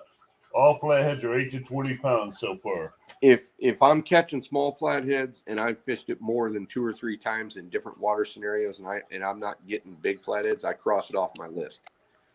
That'd be like going back to pressuring the flatheads. Well, yeah, but what I'm saying is, let's just say I fish 20 spots in a day. That's just to make it easy. Let's even go down to 10. And after a month of doing that, if I do not see if I fished it in all kinds of water situations and I fished it pretty consistently and it hasn't given up a 30 at least, I cross it right off my list as a small fish spot. Now, I can do that because I have that luxury. Some people don't have that luxury. Sometimes, there's only 4 or 5 spots in their whole area that they can even target flatheads. But I have that luxury because I can, go here, go there, pull out, go downriver. I can skip pools. I can do all that other stuff. But on my home waters that I fish the most, I classify them as a small fish spot or a big fish spot. And right. I'm going to tell you right now, like the bridge that I fished that you guys have seen us fish in lives, you guys haven't seen a giant yet because it's not rare to catch a giant, but it is not unusual to not catch a giant. 25 pounds, 30 pounds, 40 pounds. I've caught 60s, I've caught 70s, and I've caught a few 80s on that bridge. But it's always worth going to because it has action. You can get the skunk off the boat. You can get people that aren't, used to hooking flatheads. Maybe Sean and I haven't hooked a flathead and, since last year. It's always good to drop into a spot like that. I would cross it off my list if I hadn't caught big fish there. If I only caught 10, 15, 20 pound fish, you guys would never see me fish it. If I haven't caught giants there in the past, and I have. And I actually caught giants in the first probably 5-6 times I went. But sometimes there's stints in which you don't. And then all of a sudden, here comes big fish. Because it wouldn't surprise me if the next time I pull in there, even though there's more people fishing it now, because I went live there, and that's actually true because I know the guy that works up there. He's like, dude, this is the first year I've seen a bunch of people here. Usually I just see you. I'm like, well, I went on YouTube and I showed people exact, and he's like, yeah, that makes sense. But anyways, like I said, I would literally cross it off my list if I hadn't caught, really big fish in the first 4 or 5 times I went. Now, if I kept that mantra, if I kept that whole mantra, and I went to a river and I fished 4 or 5 times and did never catch a big fish, I would have to evaluate the situation, because it's not always just a cut and dry. But where I fish, if I'm not catching a big one at that particular spot and I gave it 4 to 5 tries at the right time of year and I'm not catching big ones, I cross it off the list. Real Gals has another question for you. Do you plan to fish more south on the Mississippi or not? Well, it's so far away from me. I'm already almost 5 hours away from where we fish down there for the giant blues. So if you figure it, if I drive another 2 or 3 hours, I've got an entire day that I can't even fish. And I may not even be able to leave till Saturday morning because I have a job and responsibilities and all that stuff. So there's a limit at where I can go or how far I can go on an average weekend. Now, I may be able to go once a year, down farther. I would love to go farther south on the Mississippi. I'd love to go to, all those areas. I'd love to go down and fish with Creole. But it's just not a reality for me to be able to go that far. Now, I would if I couldn't contact giant fish where I'm at. But since I can, and it's a reasonable amount of time, Sean and I can leave. Sean has to work Friday night. I got to work Friday night. We'll leave Saturday morning, get down there, get the hotel, get the thing all scheduled. We've already got the donkey baits because I caught him Friday night. Blah, blah, blah. Now I've got a bait tank, which I can kind of shorten that up. And then we can get down there, and by 3 o'clock, we can get on the water. That only gives me like 2 to 3 hours to scout. And so if I don't have 2 or 3 hours to scout, I'm just poking and hoping. And I don't want to poke and hope. I want to know what's there. I want to know that what that current's doing. I want to know where the donkeys are at. I have a pretty good idea, but I'm not always right because they could be in transition. They could be moving. They could be sitting in that main channel because the water's down. They could be off the tips of the wing dikes, not in the middle. They could be, hanging around in the Missouri River or the mouth of the Missouri instead of where we fish. They could be up above the dam. They could be doing all kinds of things, and I really need to know what they're doing before I turn that live button on. Now, Stan wants to know, how can I tell if a flathead is a male or female? Okay. Do we want to talk about cloacas or not? I don't think so. I think what we want to talk about is the body style. Okay, so if they're bigger headed and longer and slim, usually you can almost guarantee they're male. I can actually tell you whether it's a male or female on most anchors by the way they bite. Males are more aggressive. Big females almost never turn and go. They almost always back up. Even if they're in open water, even if they're off the drop, even if they're in the cover, they almost always just do that slow 12-inch pull where a male will go a little bit faster. So you get a male, they're more wedge-shaped. Females will be more robust and girthy. The other thing you can usually tell, if you're fishing pre-spawn, females will almost never have a scar on their face. They'll almost never have a scar on their side. The only scars females ever have is on their adipose fin and around their anal fins because males bite at them to get them to lay their eggs. Okay, Pork Chop wants to know, I fish in lakes. I use all kinds of baits. It's still no bites. I know that fish are in there.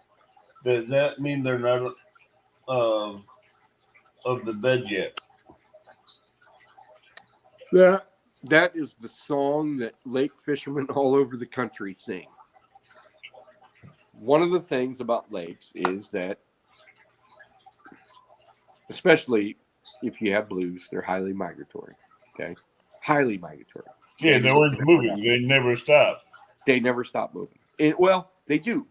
They do stop moving, but if they have to find food and the food is constantly moving because there's no current to bring them food, there's no ambushing to bring them food, they're going to be more. If you take the current part of that equation out, what you have left is depth, cover, or structure. So I mean, it's just one of those things. Now, early part of the year, temperature matters. So shallow is, like right now, is probably one of the best times to fish shallow, 2 to 4 feet, because otherwise, once the water warms up, those blues almost never go shallow. In my experience, maybe they do on lakes because they have to, but I have not fished lakes for giant blues because we didn't have giant blues in lakes back then anywhere in my little small universe, which was probably even a 500-mile radius.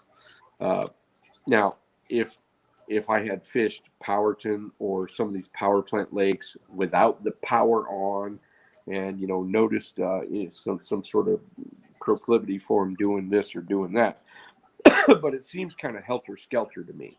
Like, well, one day they're in 3 foot of water, the next day they're in 2 foot of water, next day they're in 15 foot of water.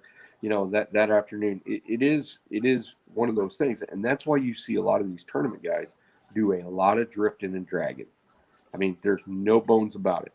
They do a lot of drifting and dragging because it is very hard to predict in a lake exactly where these blues are going to be, unless the lake has a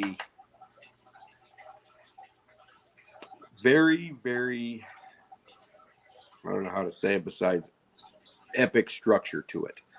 Like deep drops,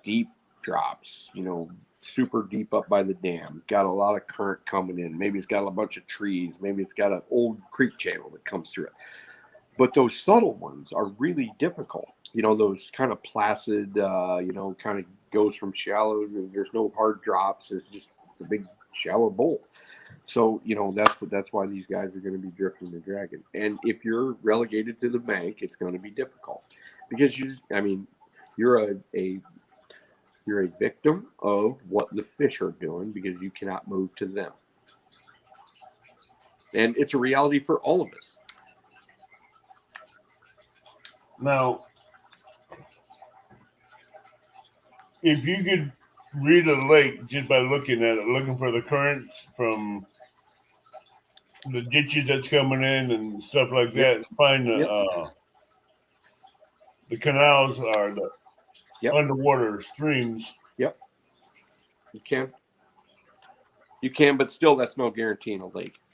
That is one thing. It just because there's a little bit of current doesn't mean that it's a preferable current. It doesn't mean that current is going to be constantly bringing bait fish, because like I said before, yes, they prefer a certain amount of current. Yes, they want to be where that current is right for the species. Faster with blues, medium with redheads, blah, blah, blah with channel cats. But if there's never any food, they have no choice.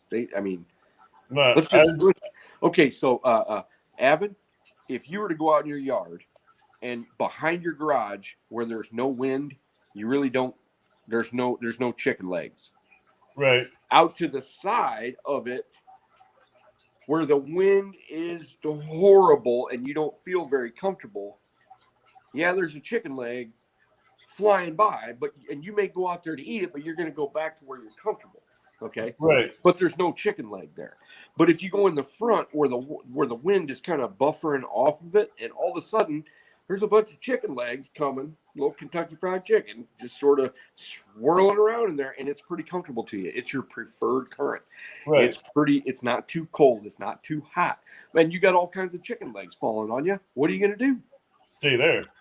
Stay there. That's right. So you got to find the areas, if you can, that has the preferred habitat to where they can get fed I don't want to sound like all conceited and whatever. Sometimes I look at myself and I look in here and I'm like, yeah, I'm trying. But what I'm trying to do is I'm trying to kind of formulate this with the right language. I said, Right. when I first started coming on here, I was talking and saying all this stuff, and I want to be more precise. And the precise thing is that if you take out the current, you got to go to the next thing down the list. And the next thing down the list is going to be depths, because we can have fish with depth, the proper depth, and no cover and not very much structure. Okay.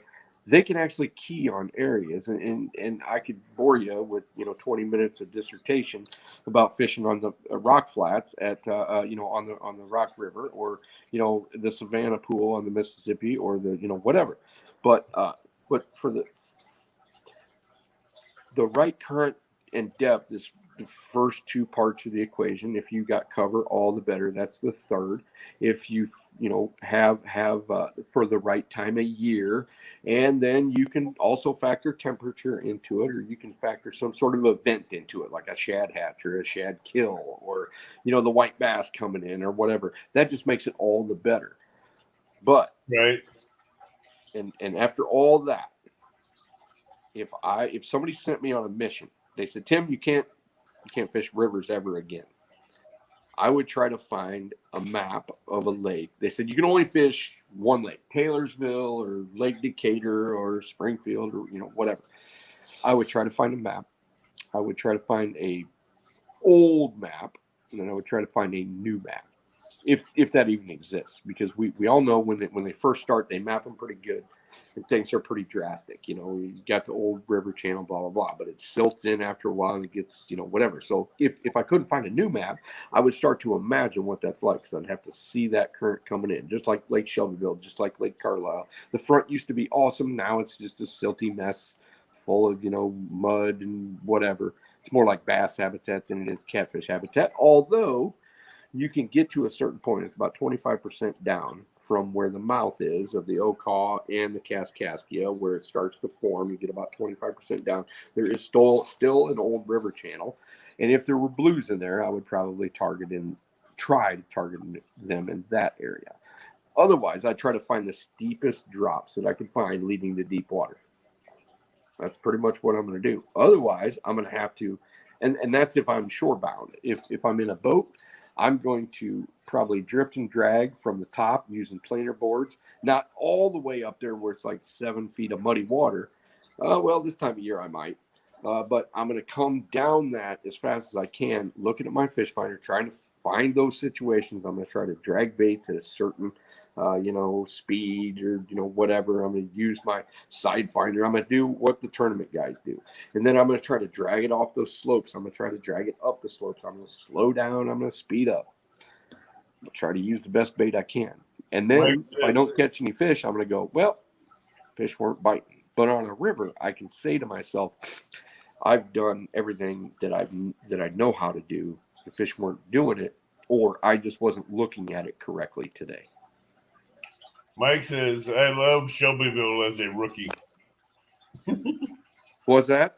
Mike is fishing home. He says he loves Shelbyville as a rookie. I used to fish Shelbyville all the time. My parents are actually from there, and while my grandparents were still alive, I would go and I would stay 2 weeks at which one was that? Eagle Creek or Lone Point. And that's when I used to do the crappie light thing in the back coves and catch channel cats and gar and bass and all that kind of crazy stuff. And then I'd go out in the main lake, and then I'd go below Shelbyville Dam. And I kind of cut my teeth on flatheads, big flatheads down there. Now, 2 questions. Broken concrete in the river with rebar, would that be both in the river and on the bank? Would that be a good habitat for flatheads? Great habitat, difficult to fish. You almost have to be just outside of it, because that rebar will get you hung up all the time. I talked to Creel about it. I've also talked to other guys about what they call revetment. And revetment ends up, it was a mat they basically poured and then they just sunk it, and it's got rebar. But after a while, it gets holes in the rebar. Right. Shoot, there's some various catfish experts that I talked to, 20 years ago about that. One of them's what's his name? The Dodd guy, Harold Dodd. And so what Harold did, and he didn't tell me specifically that this was in a group, because actually at the time I don't think anybody knew me at all, hardly. But anyway, he was telling people in the group he would find with his fish finder where that stuff was and fish just to the outside of it, or find the breaks that didn't have whatever. But yeah, I mean, it seems like a nightmare situation, but I do know guys that do target that stuff and do pretty well. Now, would you say, how would you describe the Kaskaskia River in flatheads? Okay, so the Kaskaskia River has the genetics of the Mississippi River on the. It's not what I would term as twice or three times removed. All flatheads have Mississippi River genetics, but if you section them off by dams and then you eliminate big fish by harvest and leave little fish to reproduce, it sullies the gene pool. Your top end isn't as big. It takes a long time to have the recessive trait instead of the dominant trait start to pick up again. But the Kaskaskia has never had the dominant trait wiped out. They still have big flatheads all the way from the Okaw arm and the Kaskaskia arm above Shelbyville, all the way down through the dam, all the way down through Vandalia, all the way down through Carlisle, and all the way down to the Mississippi. Now, there's been heavy pressure on them, but for some reason, those big lakes give a way of some giants surviving, so that, and I've seen some, and I've caught some really impressive fish from the Kaskaskia for such a small river and such a short ecosystem river. I've caught some absolute giants. Now we know it doesn't take a big river to have giant flatheads. It doesn't, but it does take a special situation if it's not a big river. So you said a special situation for flatheads. Yeah, it is kind of a microcosm because you've got so much varying habitat all the way from the mouth of the Mississippi all the way up to the two feeder arms. And the flatheads have been in existence there since day one. I mean, my grandparents would tell you before the dams, and the Shelbyville Dam was put in like 1968 or something like that. I can't remember exactly when. I think it was. My grandfather used to they used to actually put boxes in on the Kaskaskia where Shelbyville Lake is. My grandparents on my dad's side actually had a farm that is now partly underneath the lake. So, yeah. So that makes, would you say that'd be more of a flathead hatchery? It's a very good flathead hatchery. The recruitment is high. The fish are healthy, and the only problem with Kaskaskia in the upper stretch from Vandalia to Shelbyville is there's a lot of, I would say, rural type commercial fishing going on, hoop nets that are illegal. They go across the river and blah, blah, blah. A lot of people tell me they're surprised a flathead even makes it up to that dam. But I fished the Vandalia area and down, and it is pretty interesting. It's a narrow channel, but it's fairly deep. And it reminds me a lot of the Cape Fear River in that downstream section. The upstream section looks more like a smallmouth river where it's riffle hunt, hole run.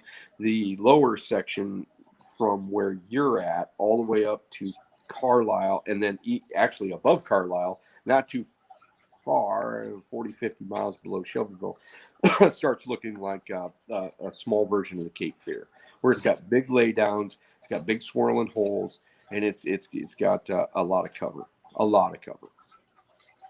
Yeah, down by New Athens, there ain't much cover.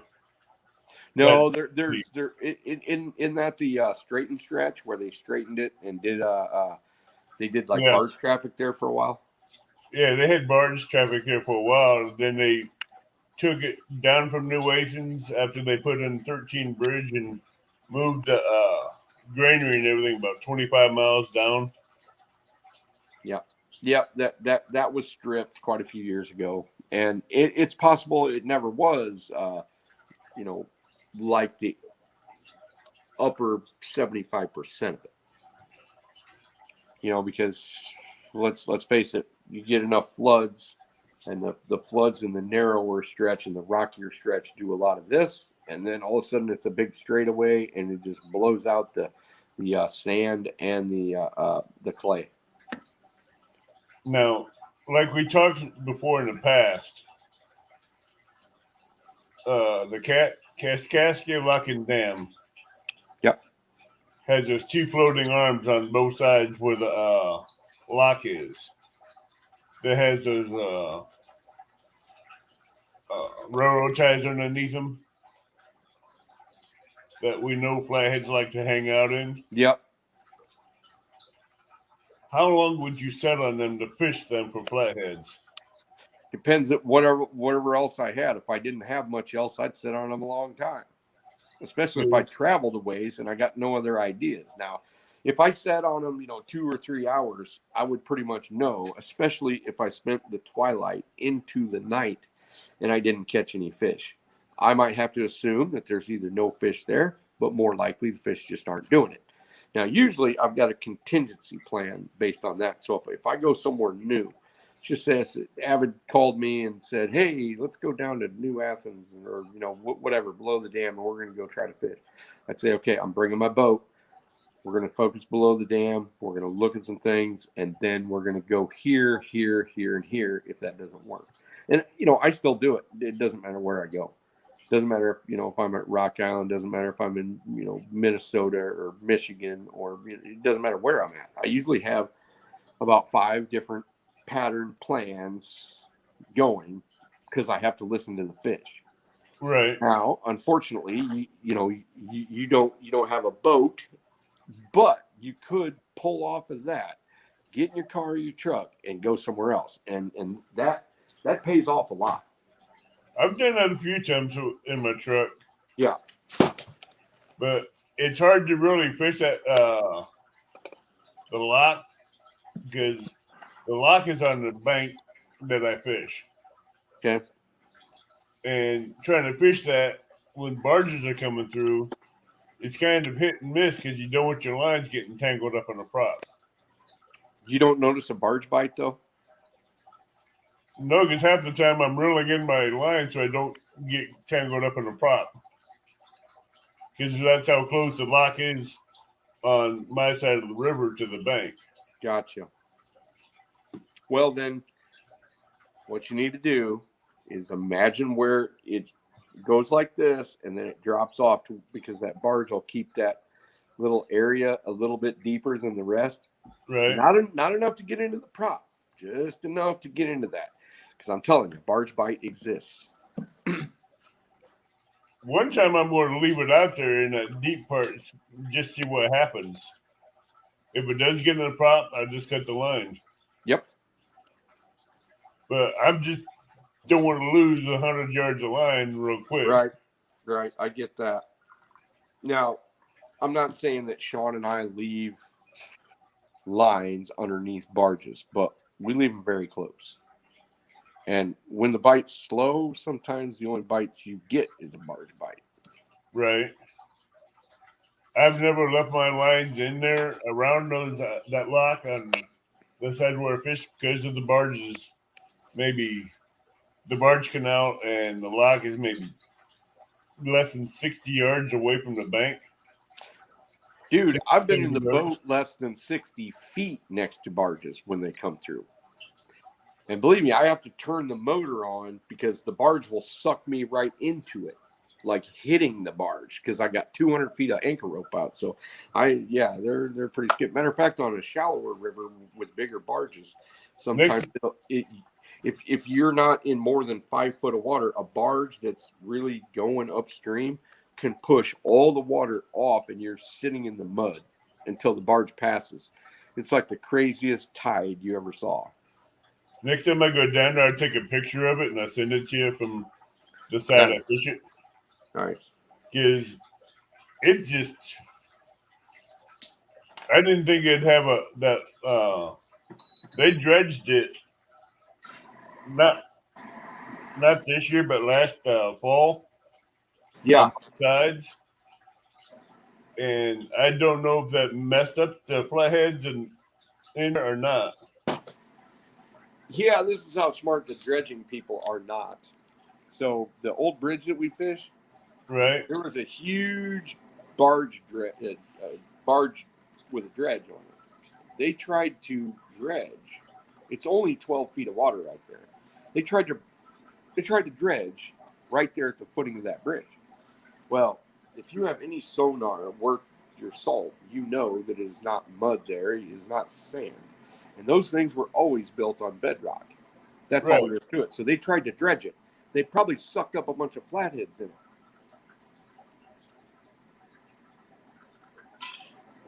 So why would you want to dredge bedrock? That's what I'm saying. Their job was to dredge that stretch, and they went right up to that. Because I tried to fish it one time, and they wouldn't let me go because they said they were dredging that whole thing, and I go, but that's bedrock. Well, we're under orders. I'm like, all right, whatever. Now, up around New Athens at the boat ramp and 13 Bridge, when they redredged that, they opened up a bedrock shelf. All right, Abbott. What else we got? Got any other good questions? I'm looking. Anybody have any more questions for Epic?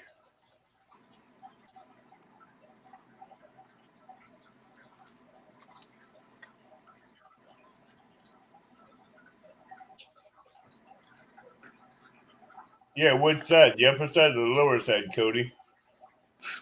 Cody says, Avid, that lock side is where me and Hook caught some blues a couple weeks ago, but is that on the upper side or the lower side?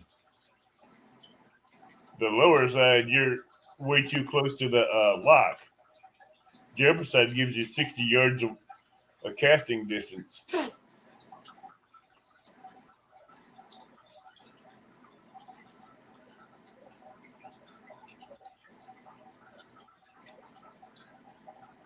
Epic, do you think after the dams in 1952 is still blues and flatheads in the Missouri River? Say the first part of that again. Do you think after the dams in 1952 is still blues and flatheads in the Missouri River?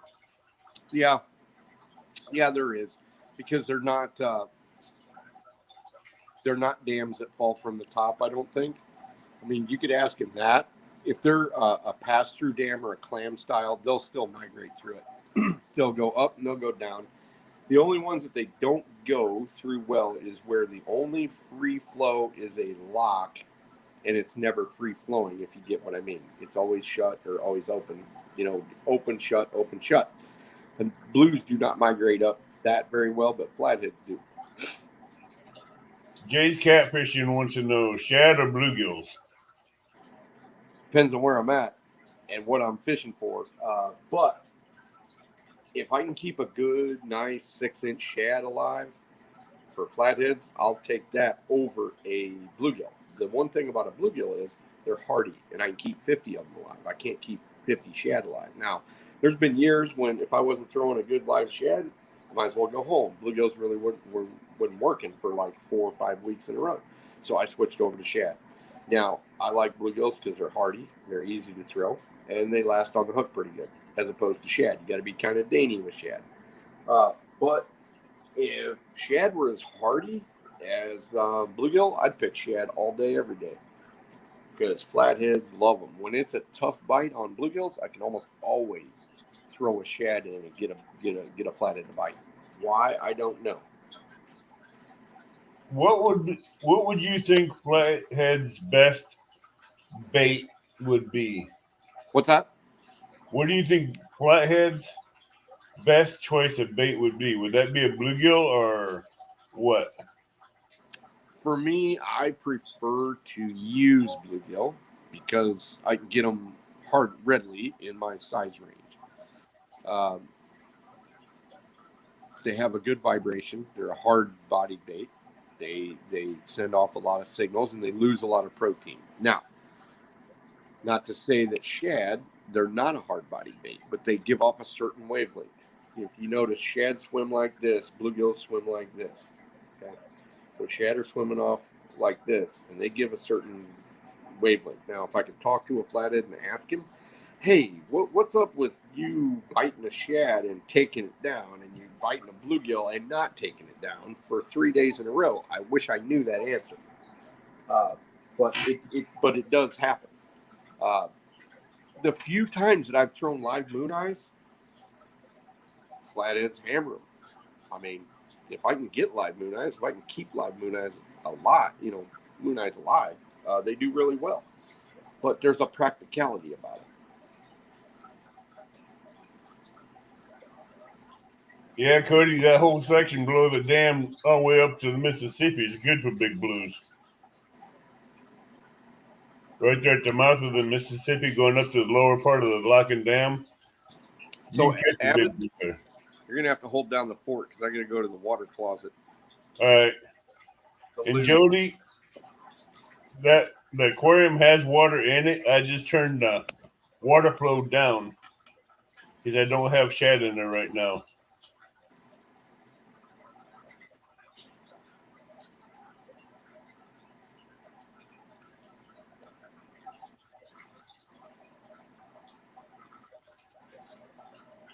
Now, don't get into that innuendo talking, Stan.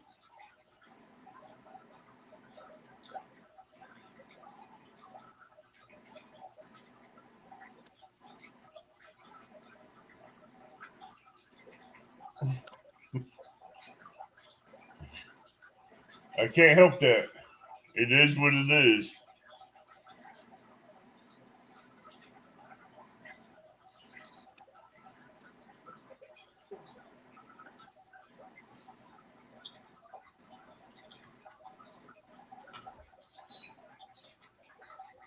Well, that's better. Okay. Who has a question for Epic? Now, when you're fishing structure, do you use a heavier monofilament or braid?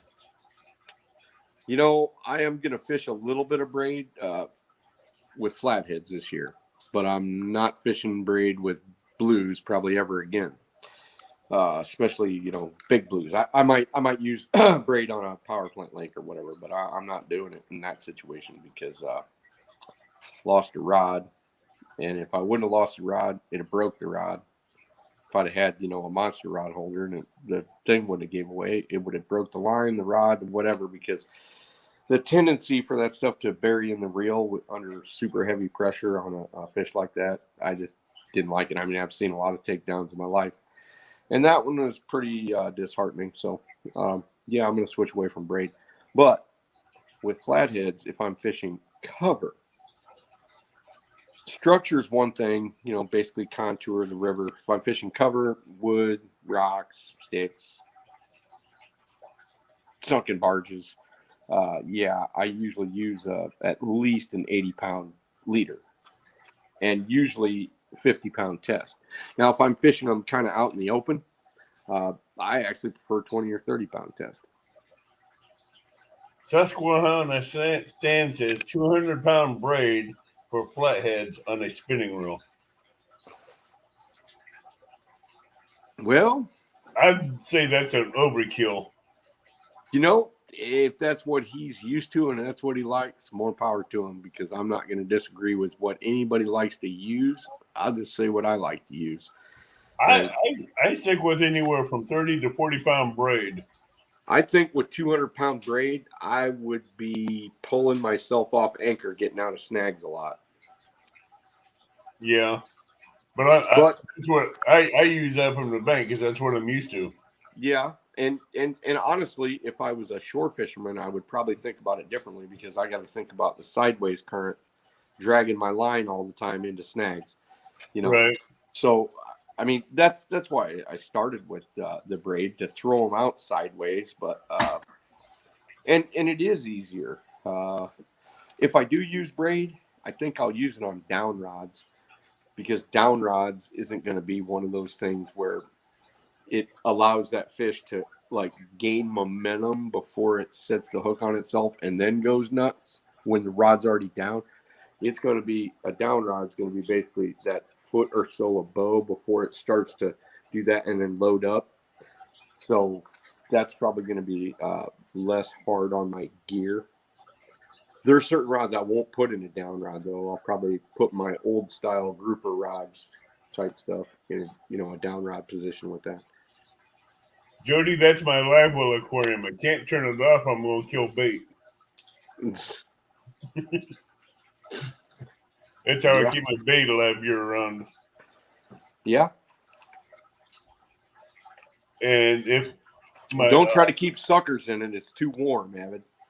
actually the temperature's right around 51 to 58 right now. What do you got? A chiller in it? No, I have the heater on one side and I have the thermostat on the other side. Okay. I don't have the thermostat right close to it. I have it on the one on one and one on the other. My garage is not insulated, so I have to put a chiller on mine for like I posted a picture or a couple pictures of the donkey baits that I've got in my garage right now. Right now I don't have to run the chiller because it's cold. But during the summer it gets 90 degrees in there and I got to run a chiller. Because suckers don't like much over 60. Especially if they're tight together, if they're each other. But in the wintertime, I try to keep it around 68 to 70. That's a little much for suckers, honestly. I'm just trying to keep it for the shad and the bluegill to where they don't die. Yeah, that's fine. Because then they turn up the return flow on the pump to give it more current so the shad will keep more lively. What are you feeding your shad? Are you feeding them algae cakes? Actually, no. I'm feeding them some trophy pond pellets that they feed bluegills and bass and cats, but I grind it up into a powder. And the shad are eating that? Yeah. Oh, that's awesome. Even the smaller minnows that I have in there. Yeah, oh yeah, they'll eat that. They eating it, and the channel cat eats the minnows. Yeah. He won't eat them all in a week, but he'll eat them in 3 months. Yeah. So it works out both ways. Yeah. But the channel cat has been killing my Picosmus. Huh? My channel cat has been eating my Picosmus. Sure the Picosmus didn't die first? No, I can't find anything in there. I can't find the bones or anything left from him. Your Plecosmus probably. I can't imagine a channel cat eating a Plecosmus because I've had channel cats and Plecosmuses together for 35 years. Well, but if they die, a channel cat will eat them. Well, I have never had one die me yet, but they've been eating all the algae off the glass. They die. Usually, if you can get them over like 6-8 inches, then they'll stay alive pretty good. But I've even had big ones, like 17 inches die because there's not enough algae or whatever, and you got to feed them algae flakes. It was the only thing I could get to live with a red tail because red tail just tore the crap out of everything else. It's either the bluegills killing them or that channel cat. I got a good story. It's probably the channel cat, but so I had a red tail that was about 15 pounds. I'd raised him from a little bitty dude like that, and I had him in a 225 extra tall aquarium. And I decided I was going to put about a 10-pound flathead in there and see how they reacted. Well, as we all know, have you ever touched a redtail? No. They're like shark skin. They're like sandpaper, and they have a plate on their head that extends past their dorsal fin. This hard, bony plate. Their mouths are very awesome, and their skin is tough. But you know who was tougher? You. Yeah, the flathead was tougher. I'm sorry, I couldn't resist that one. Yeah, nope. The flathead was way tough. He was a machine with that thing, and I had to separate him because, I can get another flathead, and the flathead could dish out more punishment than that redtail could. What's that? Redtails evidently don't have to fight. I guess I know they fight. Shoot, I kind of witnessed it in South America, but for some reason, a flathead is way more of a badass fighter than a redtail is, even though he's armored and even though he's got shark skin. Well, Redtails are just way more docile. Yeah, with the tank I've had almost 50 shad in it and 30 bluegills, and I still had more room for both in it. And I kept the shad alive from last September all the way up to the 1st of February this year when the heater died, and Yeah, it was so cold it killed the shad, so I took them out before they got rotten and vacuum sealed them. gotcha. But now and the bluegills didn't die; they just kept doing their thing. So did the channel cat. Bluegills are really hardy. They can take really low temperatures and really high temperatures. But I notice as it gets colder, their colorations fade. Yep. Why is that? Because the blood goes more to their interior than their exterior. I've never noticed that before. Yeah, they will. But keeping bait, it doesn't. Also, they'll get lighter colored if you keep the lights off more. The more light that is cast on a fish, the darker they get. The less light, the lighter they get. Like I could even take regular common carp and put them in that tank out there, and they're like all kinds of nice and colorful. Put them in that tank, same water temperature, same everything, and by not having any light on them, they lighten up. There's no doubt. But then put light on them for a while, and they'll brilliant right back up. That's weird. I'm like, I've learned a lot about bluegill and shad in this live well. I'll bet. Because I can watch how they feed. I learn how they feed by dropping in the night crawlers and the food and the wax worms. Yep. And I can see how aggressive the channel cat gets when it comes to feeding. Speaking of wax worms, I bought a thing of wax worms and a 12 count of night crawlers, and it was $9. $9? Yeah. How big a container was wax worms? 32.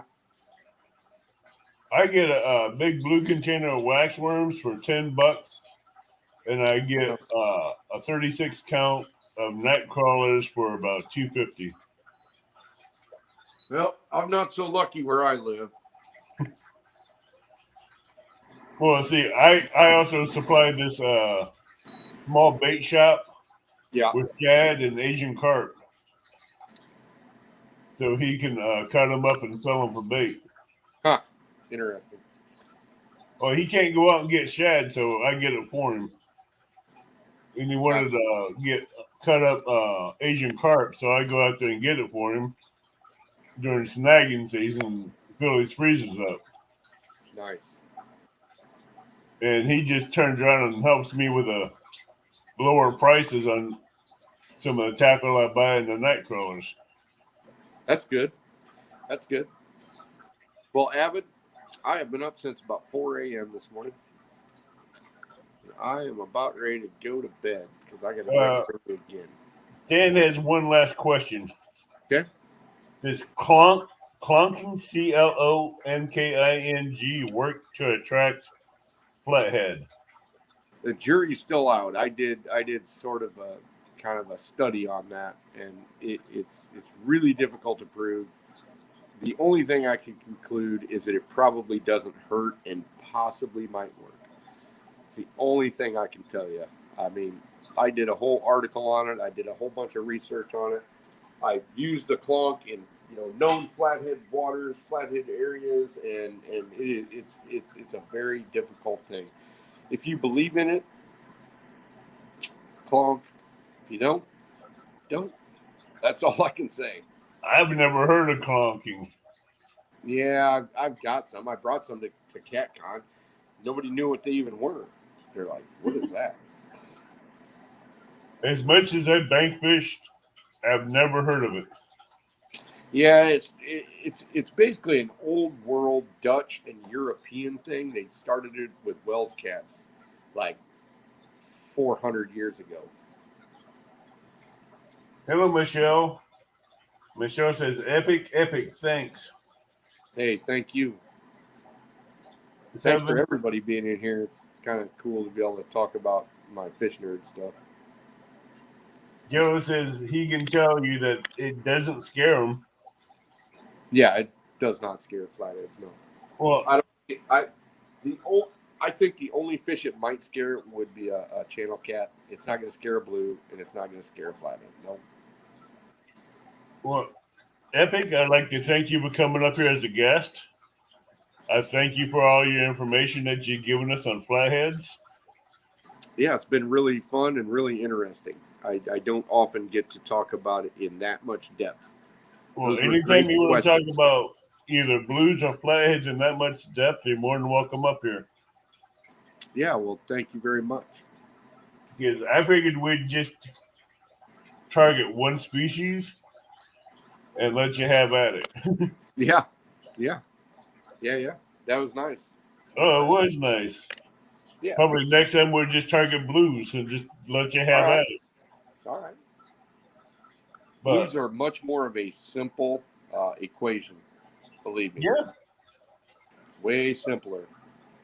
And everybody, if you're interested in watching a first-time Channel Cat tournament, there'll be one the 9th at 8 a.m. to 2 p.m., a 6-hour tournament. And Sunday the 10th, 8 a.m. to 2 p.m. And both those winners will go on to the next following Sunday. The winner from Saturday and the winner from Sunday will go on the following Sunday to head off to see who will be the winner of the Channel Cat tournament. This coming weekend, Saturday and Sunday. And we will have a lovely co-host, Catfishing with Cause. She will be the co-host for that tournament. Oh, boy. I'll tell you what, I met her in person, and she's a little ball of fire. She's a great person. And you know what? If you haven't followed her, you should, because you can't. You never go wrong following a great person. I mean, I follow her. I support her and Pontoon Jody and all the ladies of catfishing. I think they're all amazing. Yep, they are. I can't wait to have her. I gave an option to my members if they wanted to host a tournament or a live show. They had the option, and she jumped on this Channel Cat tournament real quick to be a co-host. And I'm like, all right, you want it? You got it. And now she's doing her own live fishing for all, helping all new beginner catfishing. I'll have to try to watch that. Cos, what day is that again? Your show?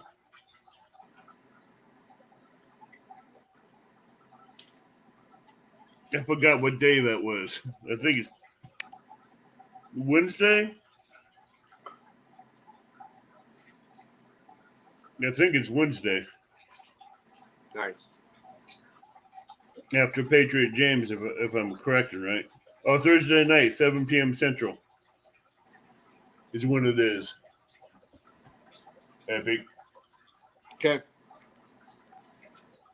And she's been doing amazing with it. Yeah. So, everybody, I'd like to say God bless you all. Tight lines, and if you're out fishing, good luck. That's 7 p.m. Eastern time, her time. Yeah. So, have a All good right, night. everybody. Thank you very much for stopping in, listening to all of our crazy fish brain stuff and all that, putting up with my whiteboard and all that crazy stuff. So, yeah, we'll probably next time be talking about donkey baits and throwing into deep. Oh, we'll be heavy talking water. about baits one of these nights. Yep. One of these nights is just going to be straight baits. All right. Sounds good. But I'm going to break this down because I like how this is going. All right, buddy. All right, I'll keep you in touch. All right, everybody. And good night. Out. See you. Good night. Good night.